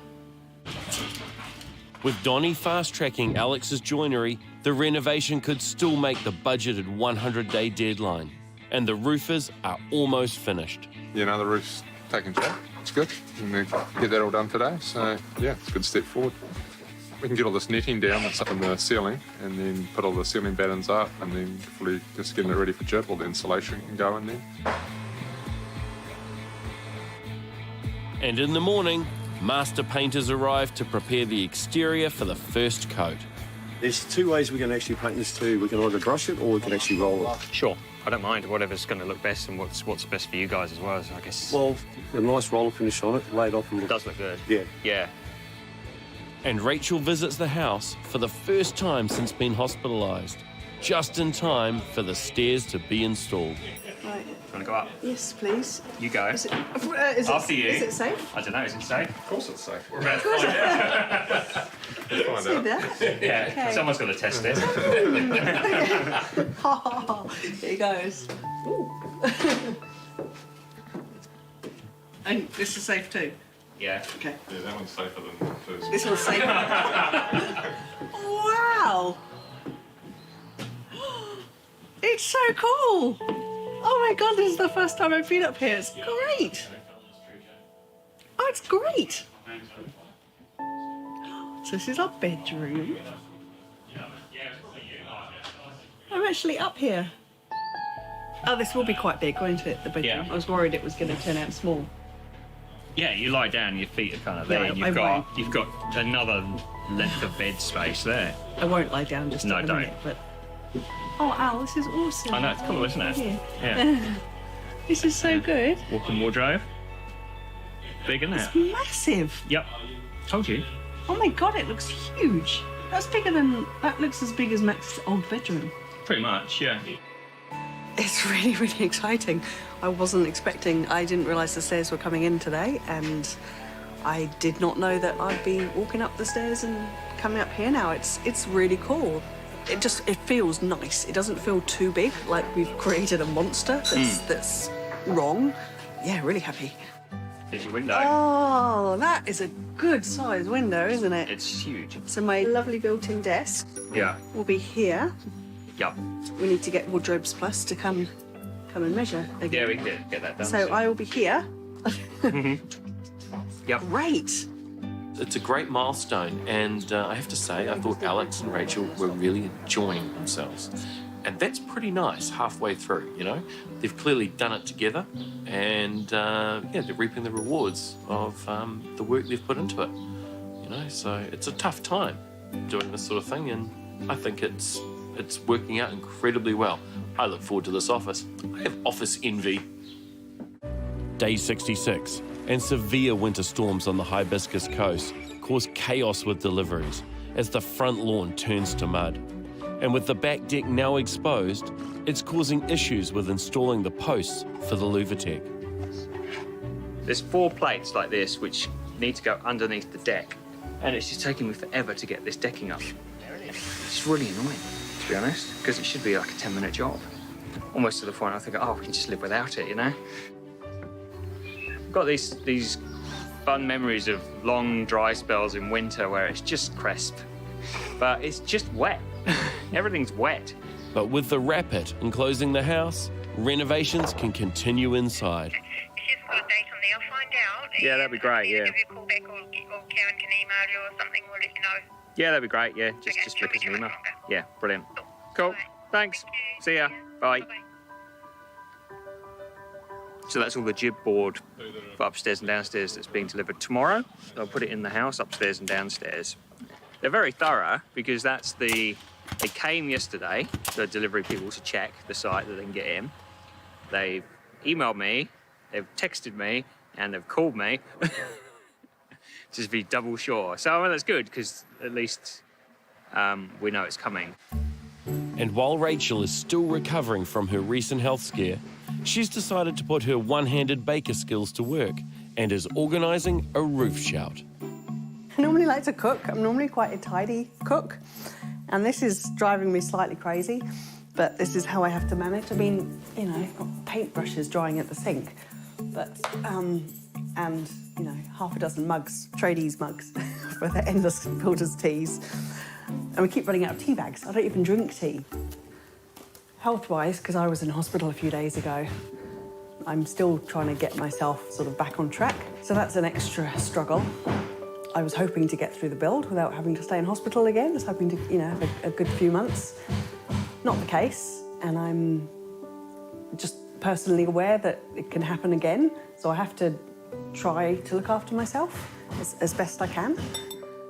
And I'm just doing some cooking today for our roof shout, which is a big step in the build, so that's really exciting to have got to this stage. And yeah, life goes on. The plumber Mark is on site installing pipes and the mixers for the bathroom fixtures and fittings. But with Alex and Rachel's belongings and all the building supplies crammed into the garage, it's proving impossible to find them all. So toilet and shower mixer here somewhere. Chair, piece of car. We've got 3 showers and 1 bath, so we should have 4 mixers, but we seem to have 5 or 6. Thankfully, Rachel shared her PEX plumbing list with Alex. That's for the ensuite, that one. So that goes with that, yeah? I'm just wondering if they've put it in 2 separate boxes. Yeah, I think they have. Because that's just the handle. So that's a faceplate. Yeah, that goes with this. Yeah. Mark can now concentrate on installing the fixtures, which leaves Alex to move on to the next urgent job, the paint. We've just been sorting out the new windows for upstairs, and part of the quote specifies that we need to use an oil-based paint rather than water-based. Okay. Because if we don't, then they won't, the warranty won't be valid. Okay. So that's sort of slightly changed. So is that on the manufacturer's warranty? Yeah. It's a good thing to check because different manufacturers will have different things in there that aren't always clear. So, yeah, obviously you've got the waterborne options, which is the enamacryl, which is full gloss, and lustercryl, which is semi-gloss. Yeah. You've got Luster Glow, which is the solvent-borne semi-gloss, and Super Gloss, which is the solvent-borne full gloss. Okay, so the one thing with solvent-borne products, they can tend to yellow if they're not in direct sunlight. So if you go in like off-whites, they can tend to start yellowing over time, which doesn't happen with the water-based products. That's a good point, actually, because everything doesn't need to be oil-based. So let's just rewind a little bit and add in a couple of rows to this sheet because we make sure we actually get what we need. So we can go back to waterborne for that? Yep, you can go back to waterborne for that was Luster Krill? Luster Krill, yes. RYL. It also makes it easier because this time of year, everything's slower drying. And obviously you want to be able to close doors, close windows, so the water-based is the better option. Primers and the like, where do we go with that? Because we've got existing windows which are just being sanded back and repainted, so don't need priming, I guess? No, as long as you're staying with, like if it's a solvent-borne system at the moment, carry on with the solvent-borne system. They're all waterborne. So, it's, all waterborne, so it's a resine black-white. I think we're going to the resine alabaster, which is pretty simple. Blink and you miss it different, but that's going to tie in with everything else that Hamish has done. Okay. We've fine-tuned the quantities, which is great because there's no point over-ordering because it costs you money. You end up at the end of a renovation with, what are these two for? you know? And it allowed us to actually ask somebody who really knows what they're talking about on site here, so if necessary, you can actually look and point at what you're talking about rather than if you're maybe in the store and actually get the answers that we needed. A lot of the timber nowadays has its pre-primed. Sure. But although those pre-primers are getting better, they're still considered a transportation primer. Sure. So it's good to give them a good sand down, re-prime with a painting primer, such as the quick dry, and then paint over the top. Great. That was a really valuable exercise to go through, and it didn't cost us any money because that's what they do. And we're now going to get the right paint. Hello. Hi. How's it going? Rachel's parents arrive for the roof shout. It will be the first time they've seen the second story, and Rachel is keen to play host. See, look at this. Already? Oh, The staircase. Stairs. Aren't they? No, aren't they good? You want to have a look? Yes, Yeah, please. please, yeah. Yeah, you go first. Yeah, we're not too sure if they're safe yet, so. Right, do you want to go straight on, and then Straight that's our on up here? bedroom. This way? Yeah. I really like the wood. So nice. I can't lie down, but the bed will be here. That's so big. So this is the walk-in robe. It's a bit of a squeeze. So we've got sliding doors here, cavity sliders here, and then Bit of a squeeze. bit of a squeeze. Pretty big, isn't it? It is, isn't it? And through to the ensuite. Oh, this is the ensuite. This is the ensuite. So we've got more cavity sliders here. Yes. Big window. I was going to say the window. Another big window. Yeah. Won't always have a build at the other side. Oh no. Hi Nathan. Shower cubicle here. Yeah. Toilet there. Right. Yeah. And vanity will be here. And my office. In your office. Yeah. Looking right Which is, right there. That is so good. It's nice, isn't it? It's a really good size. Really good. It is a good size. It looks strong. It looks really good. One of our dreams was to have a bigger house, and we kind of thought, live life, let's do it and go for it. And I think actually just being in hospital, yet again, just reconfirms that to me. Yeah, just get on with it and do it. And exactly, if you possibly can, get on and do it, because who knows what can happen. But I'm really happy to be here seeing this. It looks great. Looks really great. And then it's time to celebrate. So we have a roof, and there's a chance we might actually make the 100 days, which is lovely. So that's down to Kelsey and Nathan, and all I've done is sweep up. So thank you for our roof. Thank you for this so far, because this is amazing. And cheers. Thank you. Cheers. Cheers. It feels like we're turning another corner. Things are happening. So I can see light at the end of the tunnel, and I can almost feel we're going to be around the 100 days. So you reckon without the wrap would be delayed? I wouldn't be here. You'd have stormed off ages. To put it months. Yeah, our house would be right on part. Wow. I guess there's highs and lows. Maybe 5 in the morning when it's cold and there's still no insulation, that's probably a low. But moments like this, when you just feel like you've turned a corner, then it's good, and you think, okay, big picture, 4 weeks' time, we're out of here, it's done. Next week, the renovation moves into high gear. Well, this is actually the most demolished room in the house. Rachel's health continues to deteriorate. I really have to sort of put myself first at this point. And the 100-day deadline looms. Everything can't happen right now, but it all needs to happen right now. It's quite frustrating.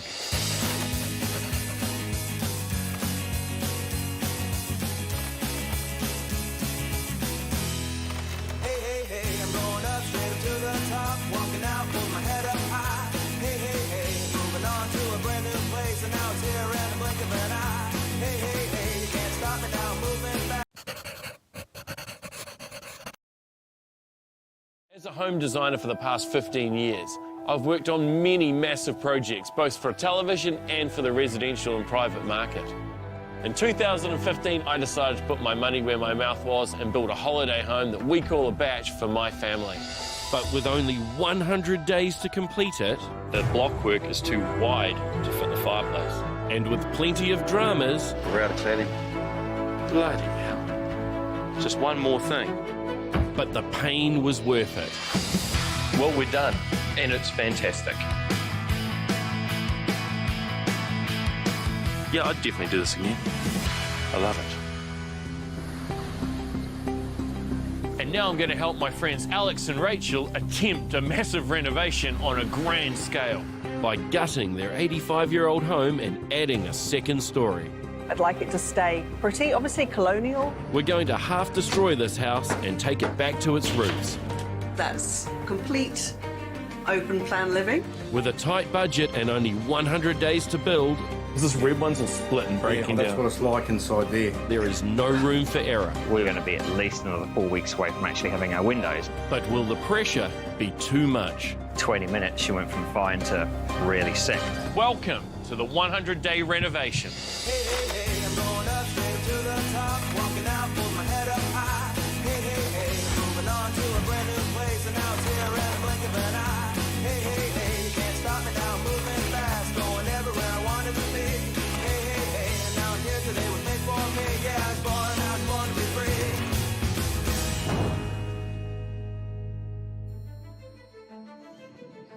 Alex and Rachel are a third of the way through the renovation of their 1930s home, and there's been a number of unwanted surprises.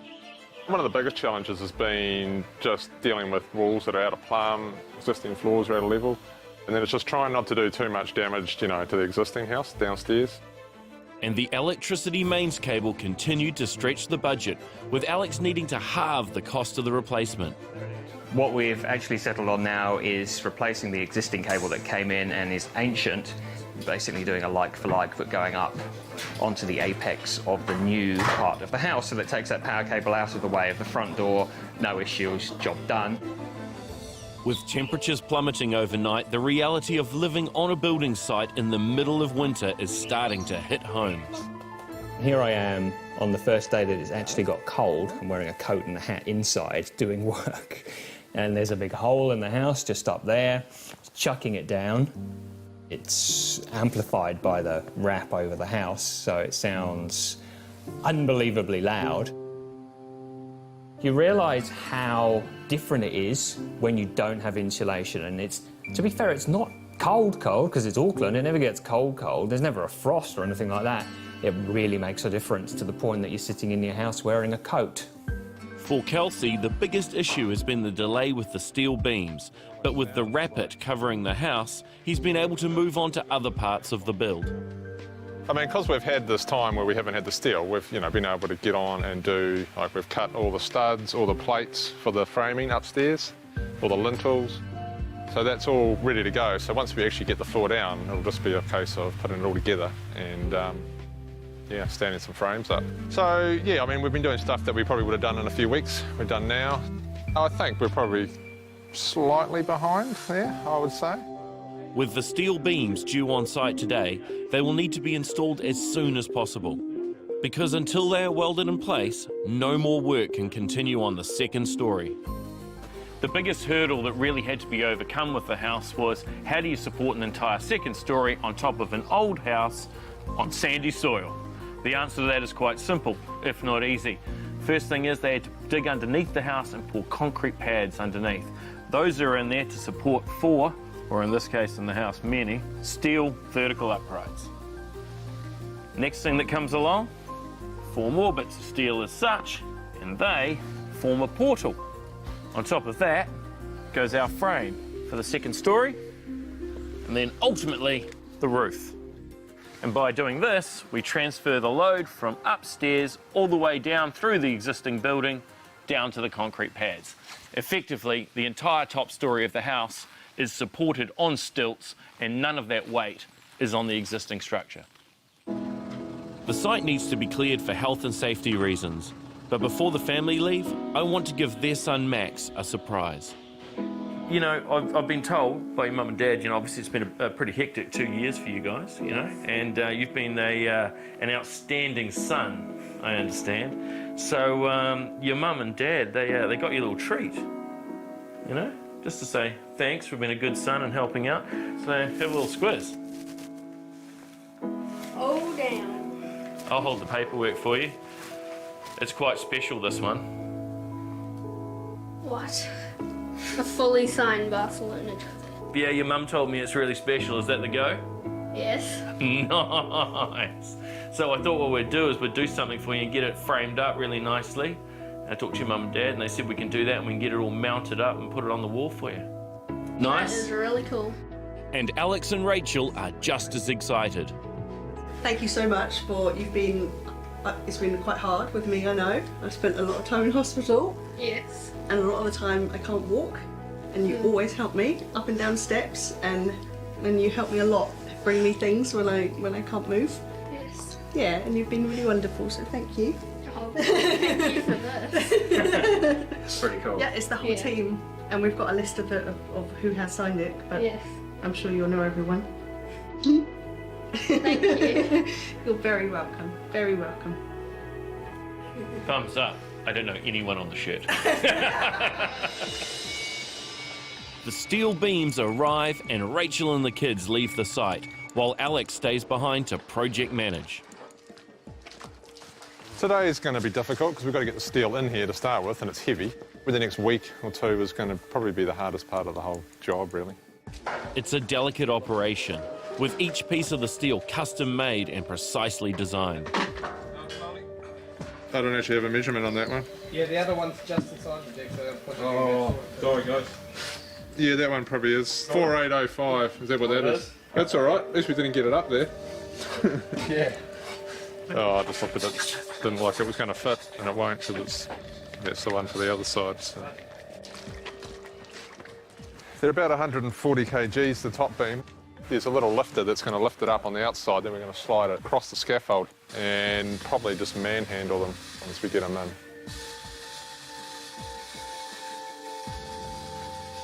But once they lift the first piece, they discover it doesn't quite fit. About 10 mil? About finger width, yeah. Oh, yeah. It's got to be the original build. It's just out. Well, There's nothing like a bit of Kiwi ingenuity to fix the problem.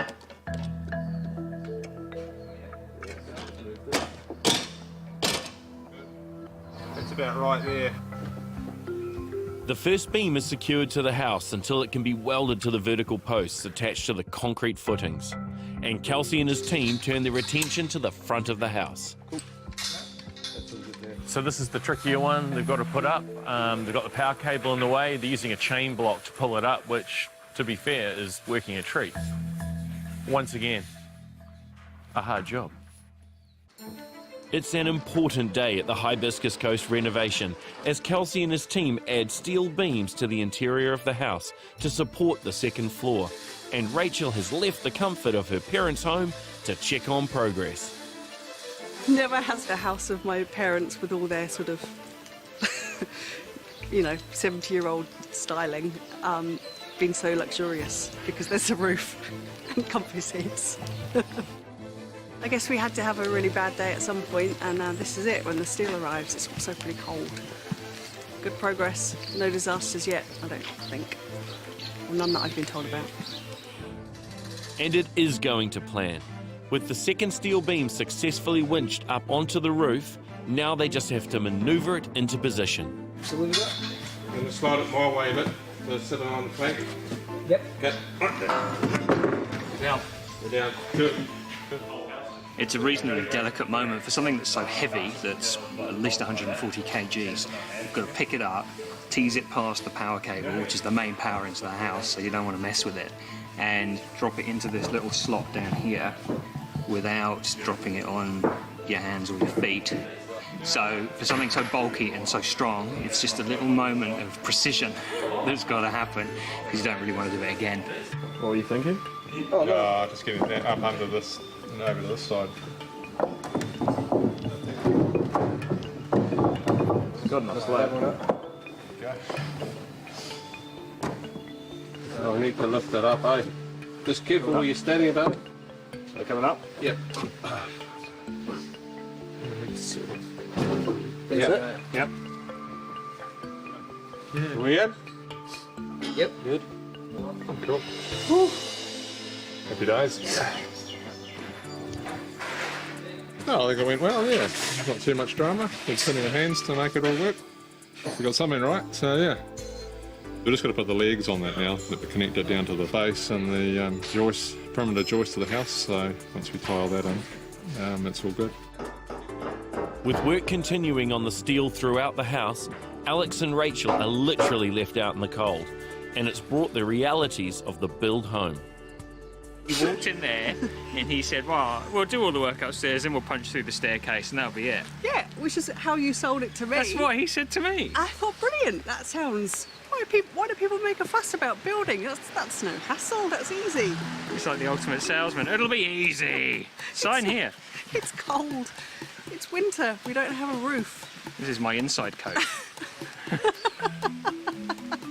Gosh, I'm not going to forget this in a hurry. I know, it's cool though. Yeah, oh no, it is cool. It is. Yeah. Yeah, literally cool. It's freezing. Welding's underway. It's a big step once the steel's in and it's all welded. Then, of course, Kelsey can progress with doing the floor upstairs. And once that's sort of underway, that means the ceilings can get screwed back up and fixed back up, and then we can take the props down, which means Alex can continue on with bits and pieces downstairs. So it's the perfect time for Alex and I to head out shopping. With heavy damage from the work under the house and the scaffolding, the deck needs to be replaced. And I immediately thought of Abode, who I use for the cladding at my own holiday home in Kuratau.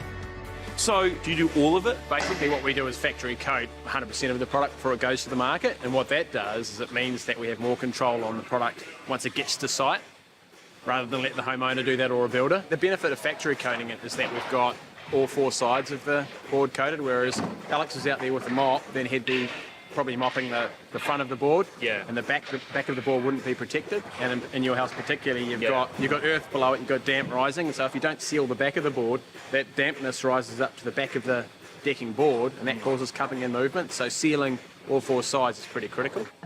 When people stain themselves, if they don't know what they're doing, you can get overlaps and drying points, because people always do it on a hot sunny day, which if you read the packet, it always says don't do it on a hot sunny day. So this way you get a nice consistent finish as well. Why would you do it yourself? I know. I mean, even if you're pre-staining and rolling it on before you fit it, it's still going to take 4 times as long. Well, it looks like I've convinced Alex to use the pre-stained decking. Now it just comes down to the colour. Right, we've got 2 options here. And option 1 is the pearl, which is a silvery grey, and what that will do is it'll slowly weather with age and give you sort of a silvery grey look over time, which is quite low maintenance. The other option is to go with a walnut darker brown, and that will give you that brown look that you're looking for, but that will require more maintenance over time. So those are the things you've got to weigh up. How often are we talking, every year or every couple of years for restaining? As an indication, every 2 to 3 years you'll be re-oiling it. It's a very easy process, so wash the deck and then re-oil. The benefit of a penetrating oil over a film forming is that it doesn't create any film. So there's no stain, there's no stripping, sanding the boards. All you do is wash it and recoat. Okay, well, I guess that's decided. That's the one. Love it. The walnut oil will really match the colours I've chosen for the house and be in keeping with the colonial plantation look we want. In the morning, welding continues on the steel to form the portal for the 2nd floor, both upstairs and in the kitchen. The main part of the house is now safe to move around in, and Alex wastes no time in demolishing the bathroom. What are you doing? Well, Dean, the electrician, needs to get to all the walls in the existing part of the house for his rewiring. Sure. And we're actually changing some of the positioning of the wiring as well.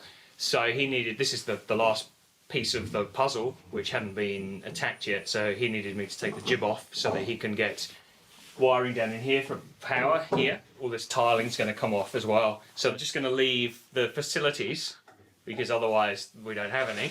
Are we still putting the LED light underneath the cabinet? Yes. So he needs to make sure he's got cable behind there for when you pull that out. When this comes off in a week, 2 weeks, whenever it is, it's an easy, rest of the cable goes through. Yeah, can't you just brush your teeth in the shower?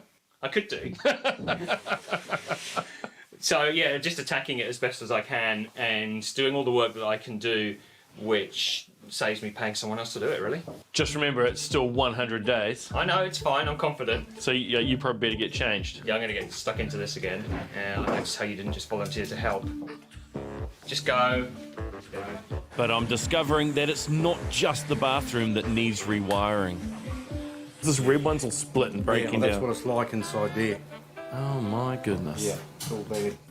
And the cabling upstairs is a disaster as well and could delay the last of the steel beams being installed. How many cables are running around the place in all directions? Yeah, I couldn't believe it when he said it's all going to be moved because the steel's going through. We'll get me tool to start pulling stuff apart. Okay. So you're not relying on power. Not today, no. Okay. So what's the blue? The blue's phone. That's actually dead. The old phone line's about 40 years old. So I temporarily hooked that up to a point underneath, or down in the master bedroom, the old master bedroom, and it works. So I have internet, so that's good, so I can work. You don't need the internet to sweep up. He should be up here with a vacuum. I reckon. I've been saying the same thing. Oh, shut up.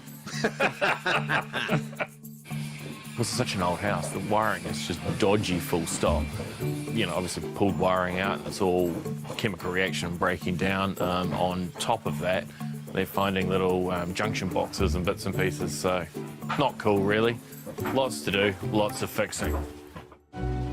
At Alex and Rachel's renovation of their 1930s cottage, the last of the steel beams have been inserted to form the portal that will support the second story. But the dangerous and messy electrical wiring and plumbing are causing delays. I know there's going to be a blowout on the electricals because old wiring, yes. Some of which don't go anywhere, some of which are so badly worn that they're almost to the point where they're going to catch fire. Same with the plumber. It's just a mess and it's not up to code anymore. So all of that gets replaced, which is additional to putting in new plumbing for a new bathroom. With so many safety concerns, Rachel has come to a decision. So we always said we weren't going to move out, and I really, really meant it. But we've now moved out. You know, we're down to one bathroom. Max doesn't have a bedroom. We don't have a lounge. Half the house has been gutted. And we don't have a roof, obviously, and the temperatures have really dropped. We've had a lot of rain as well. It is very cold in the house. So Alex and the dog and the cat and the rabbit are staying put, but me and the kids have taken the slightly easier option of moving out and staying with some family and friends for the time being. For Kelsey and his apprentice Nathan, it means they can work on the floor above without worrying about the family below. And they are racing ahead, installing the joists that will support the second floor. The thin pieces of steel get sandwiched between two big pieces of timber and bolted through. You're putting your timber on and then you're trying to drill through. So you've got to drill through from one side, sort of clamp it on and then chuck it on the other side and bolt it through then. And then you can fix the joists straight into it, so it's timber to timber fixing. And where you find things like the big steel lintels and stuff like that, you can often pack them out with timber and bolt them through too. Fun job. It's been years since I've had the fun of doing that. The renovation is now picking up speed, and Alex will need to organise a painter sooner rather than later. So here is the painting contract, the quotation. It's on a Master Painters New Zealand form. So if I just walk you quickly through it, there's just a little bit of preamble here so that it explains about the content of the document. Right. And there's also a checklist here for you to just to have a look at. If you answer no to any of those questions, you probably need to give me a ring so we can get some clarity Sure. going forward. Yeah. Okay. Here is our price for doing the work, and it is inclusive of GST. Right, got you. So what are we actually going to do? We're going to clean the outside of the existing part of the home. And so it is the existing house and the garage. Yeah. And we've also pointed out here that you've given us a specification that Resine has supplied you, and we just acknowledge that the painting work will be done in accordance with that specification. The new work here, so we're going to be painting all your new interior and exterior work, and again it's being done to that specification that Resine has supplied. This contract comes with a Master Painter's 5-year workmanship guarantee. What that means is that if there is any remedial work required because of workmanship failure up to 5 years, Master Painters will see that that is carried out. Oh, so say if my paint starts flaking off the weatherboards in 2 years' time, then I can call you up and... And we will come and have a look, and if it's a failure of workmanship, then you're covered under that guarantee. Oh, great. That's actually really good, yeah. The whole point of what we're trying to achieve with the renovation is doing it properly, and I don't want to be repainting in 2 years' time because I'm not a painter. And we don't want to be painting in 2 years' time. So it's kind of, okay, well, bite the bullet, things cost money, you're going to have to spend the money, but let's get it done properly and spend the money once. Good. If you're happy with what we've done here, we'll let you take that away and sign on the dotted there and return it to us. Marvellous. That was great. With the guarantee, Alex knows he'll be able to get a great paint finish. But before he can set a start date for the painters, he needs to first complete all of the demolition. It should come apart reasonably easily. It's quite good doing this because it makes me actually feel like I'm part of this thing. So when it's done, I go, oh yeah, I did that, I ripped that bit, I have, you know, I carried this. But it also saves me money because I don't have 2 qualified builders who are being paid good money to basically just smash things. And that's not the only way Alex is trying to save money. This is my 6th skip now, and that's money in your budget that is gone. So I'm trying now to slow it right down. The thing that I learned really quickly was try and pack the skip as best you can so there's no air, and you're getting actually the best value you can out of each one. But also we've got to the point where, other than what I'm doing now, which is the last bathroom coming out, it's only really going to be offcuts going in here. And hopefully it'll last another week, hopefully it'll last longer. An important part of the feature upstairs will be the walk-in wardrobe, and I'm doing the legwork for Rachel and looking at our options. I've come to meet Melanie from Wardrobes Plus, and she's brought me along to a newly renovated house to have a look at what's actually available on the market and what can be done now. Wow, I love it. I love the colour. It's good, isn't it? Yep. Thickness. So what do we got going on here? Okay, so this is a 25mm product, which I think looks good in master wardrobes as it's more of a luxurious sort of feel. Yeah, and these are all soft close runners. Yep, soft close, and ta-da! Wow. So you got the jewellery drawer, and good for guys too, huh? Well, yeah, it's not just for women. I mean, we love it, but it's also good for the guys to chuck watches, phones, anything at the end of the day. You can just put it in, shut the drawer. It's a really nice sort of touch to a fabulous walk-in wardrobe. Okay, so tell me a little bit about the LED stuff we've got going on in here. Yeah, they're a really good design feature in terms of adding a bit of luxury to a walk-in wardrobe, but also it's practical. You can see everything, and especially with Alex and Rachel's walk-in wardrobe, there's no natural lighting, so it's going to be quite good to have the lighting going along the hanging rails, but as well as underneath the toe kick. Nice. I love it. And there's even options for the kids' bedrooms as well. So this is a wall-hung system, room for some toys to be pushed in underneath there. And it's got pretty much all you need in terms of long hang, double hang, drawers, open shelving. So what do we got in regards to drawer runners and the system? So I mentioned this was a more cost-effective system compared to the Master, but that's because the drawers are different. The Master's got a full melamine box drawer, undermount runners, soft close, whereas these ones are a metal-sided, just a standard sort of drawer.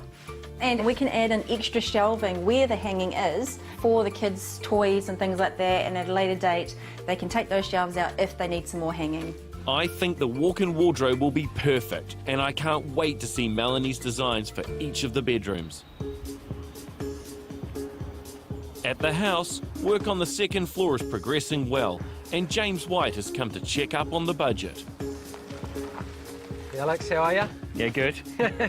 Hard at work? I'm doing something useful. Good. Saving yourself some money? Yeah, a bit of bathroom demolition. Should we go see? Yeah, absolutely.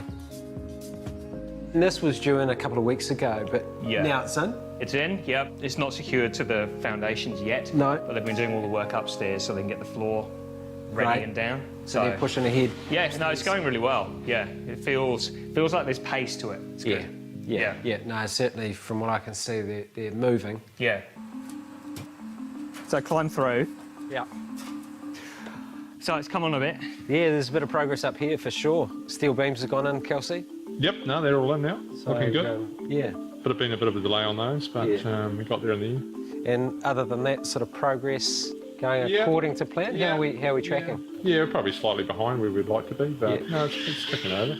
And I guess this tent's been a saving grace in the weather? Yeah, no, we'd just be miles behind without that. Yeah, no, that's just it's worth its weight in gold. Oh, totally. Yeah.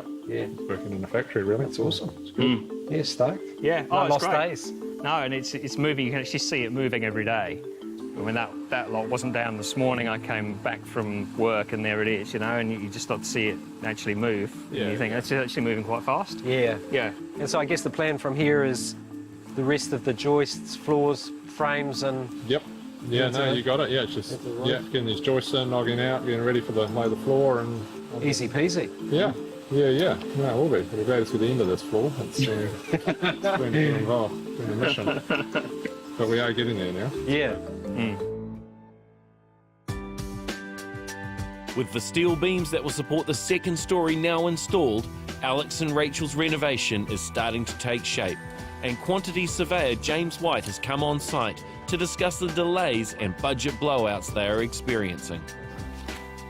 Budget then, which I mean, it's quite early days to be honest, and we haven't actually used a lot of materials.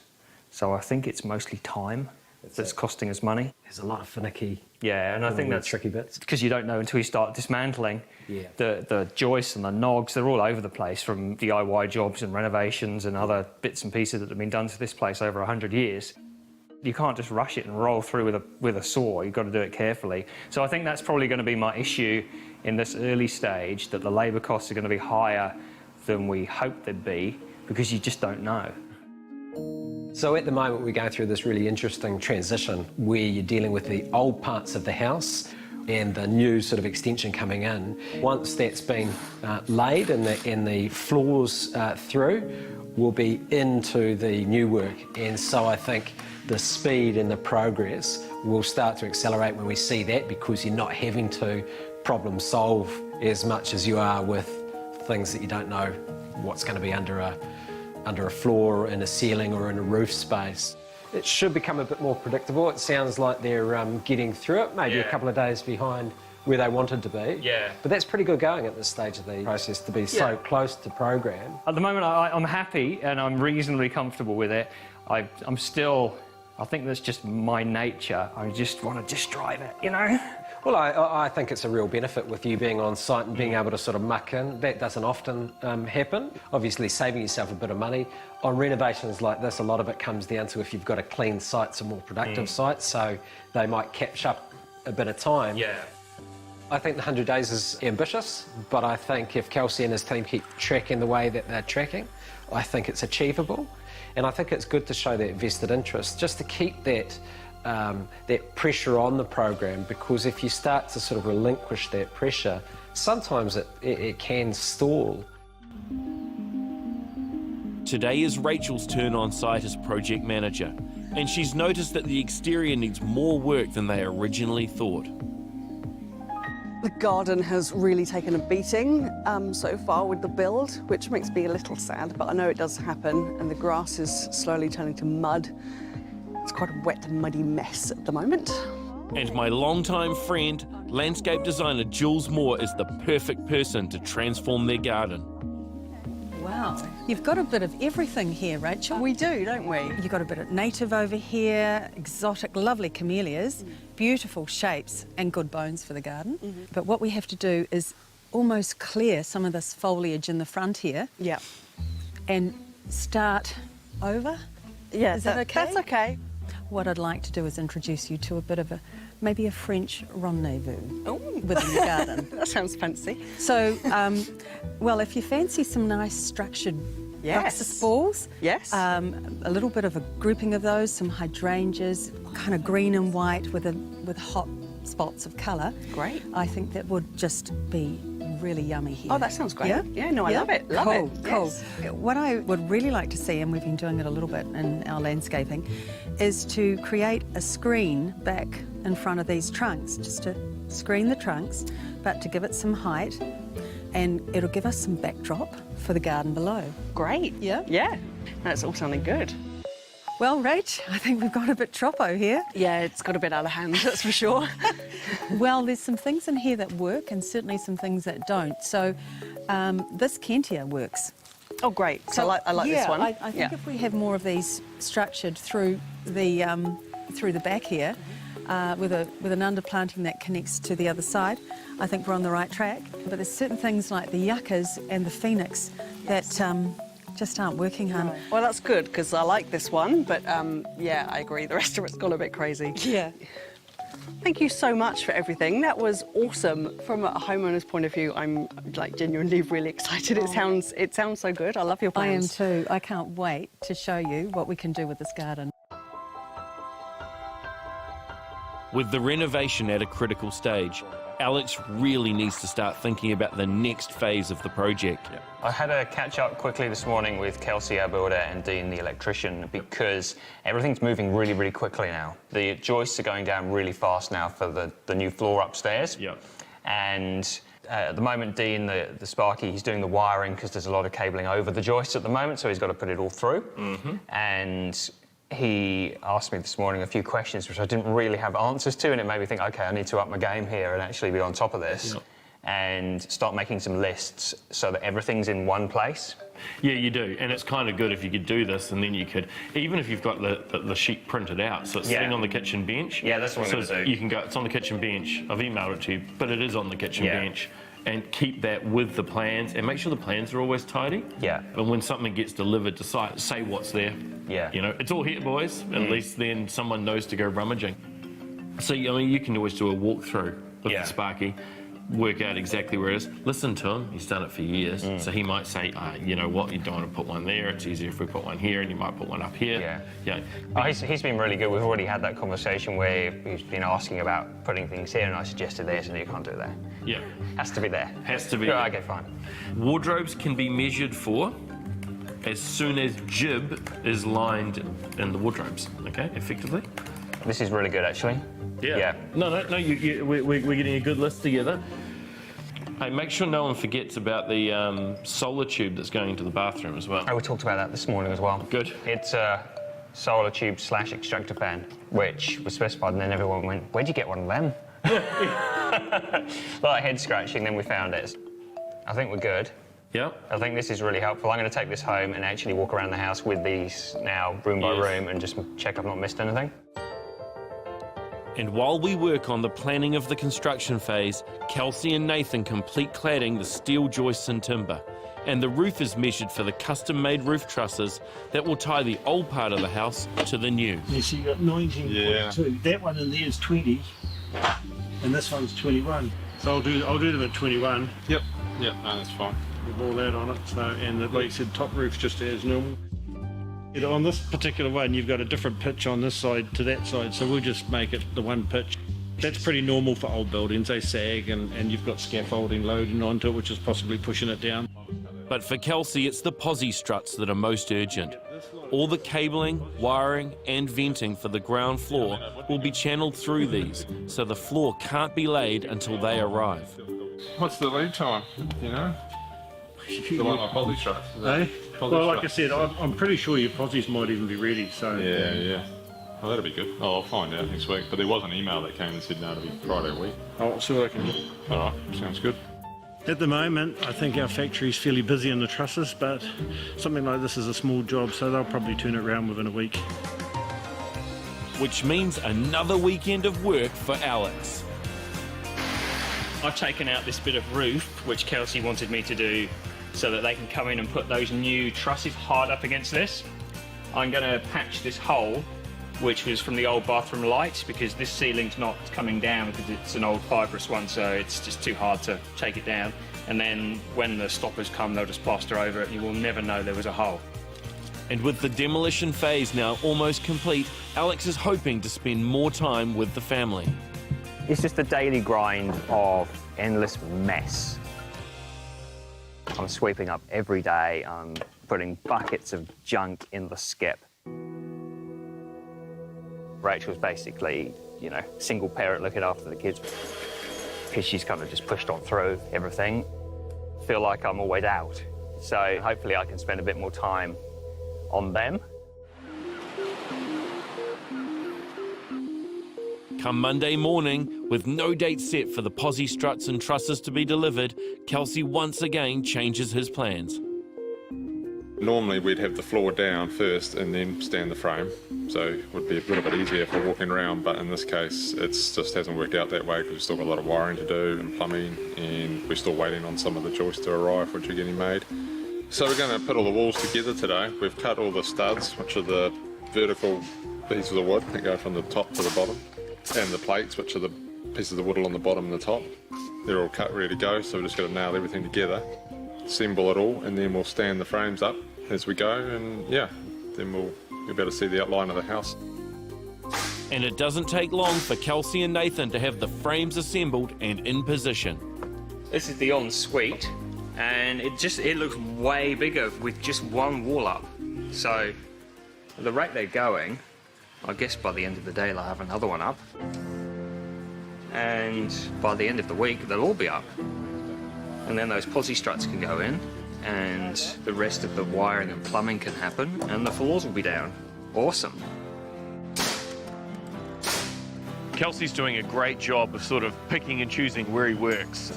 What he's done throughout the process is if there is a delay or a downtime with something, he moves on to another project that he can carry on with. Prime example of this was creating all the studs and cutting all that so we could get ready to make the frame. So while he was waiting on the joist for upstairs and the steel work to come, he was prepped and ready and locked and loaded to do other stuff. It's an important process is the planning of it, and I guess that's where Alex and Rachel have got lucky. They've got a very thorough builder like Kelsey, who's always got something to carry on with. Alex and Rachel's Hibiscus Coast house is undergoing a radical renovation, and the framing for the second story is already beginning to take shape. It feels like a house. Now I've been walking through it, and I know where everything is, because I know those plans backwards now, and I've walked through here every day for don't know how many days. But now there's walls up, you can really start to get a sense for the space.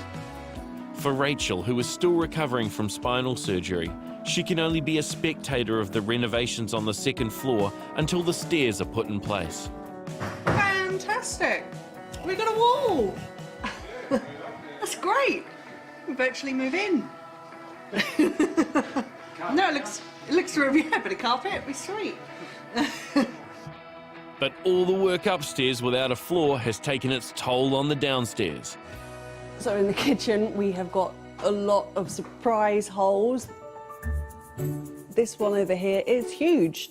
Don't know what happened there. Kind of looks a bit foot-shaped, so not wondering whether someone's accidentally trodden through the roof.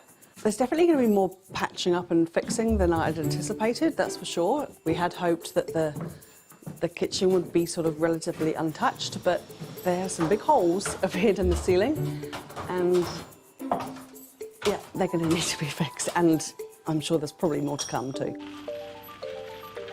Rachel's strength in the renovation is the design, and I've sent Caroline and Gavin from Window Treatments to advise her on what would look best in each room.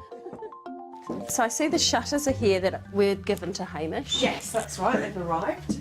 We have an 89mm blade and a 64mm blade, and they're controlled differently. One is the traditional tilt, which is your plantation, which the control's actually on the front, so you're just tilting it like so. Okay. With the windows that you have, with the country-styled window, colonial, yes. colonial, the clear view might be better, which is a tilt bar towards the back. Yeah, I really like that. I think that's going to look fantastic. Perfect. So what we're going to look at now is covering this particular area in roller blinds. Okay. So having a look here, we do have a square or a curved fascia box. Okay. Oh, well, it looks much neater, doesn't it? It's tidy, it hides the actual roller blind itself. The fascia cover itself, does that blend in with the actual blind colour or the walls? Generally, you put them close to the actual window frame. So you'd make the colour as close to the actual architrave as possible, so that when the blind's up and out the way, it actually looks like part of the frame. It was quite interesting learning about the fascia covers. I didn't even know that was a thing. And the fact that even though we've got quite wide windows, you can have one fascia cover to cover two blinds underneath. That's going to look really neat, so I like that.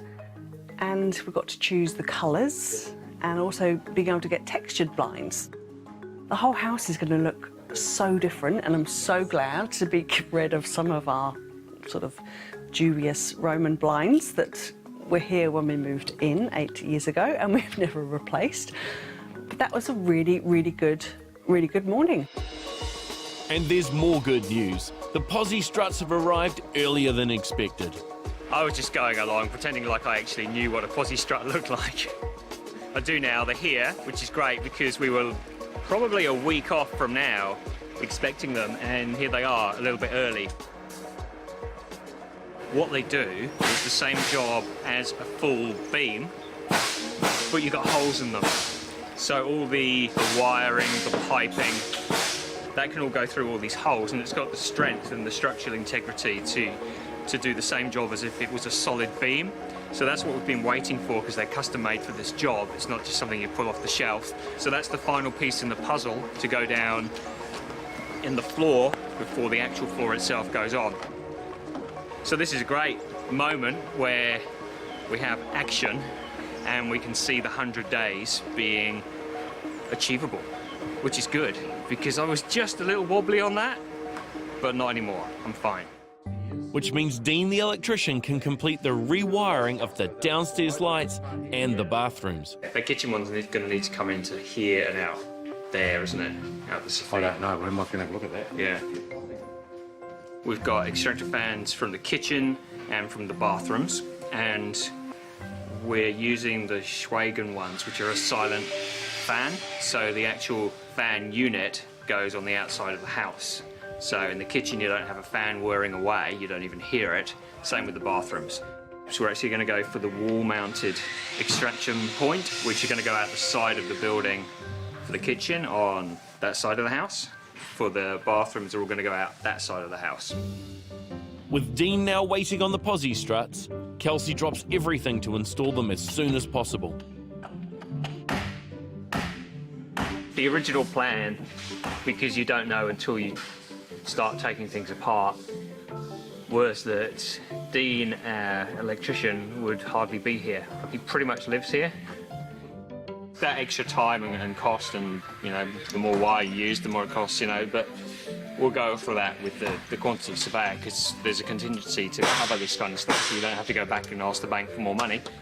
But well, you spend it in one area, you want to try not to spend it in every area, so we'll just keep a close eye on it. And I'm even been roped in to help. But what are we doing, just lifting up and... Yeah, just dropping in, sort of, there's a mark there, but... Oh, yeah, which side of the mark? Got to, yeah, just, okay. I thought he was a builder. Just come back up a bit, because I've got to get mine in as well. Yeah. Sure. Another great day, another milestone. The posy struts have arrived. They're being installed now. Electrical work is going on feverishly in the background, and things are progressing. Before we know it, there'll be floors down, all the walls will be up, trusses going on, and then we can get to the fun bit, painting walls. Next week, the stress of the renovation bites. We're at that point now where I'm totally over the mess. Alex and Rachel's plans expand. Let's find the money and give the kitchen a bit of a facelift. A supplier lets them down. It means that the house can't be finished upstairs. And the family hit rock bottom. 20 minutes, she went from fine to really sick.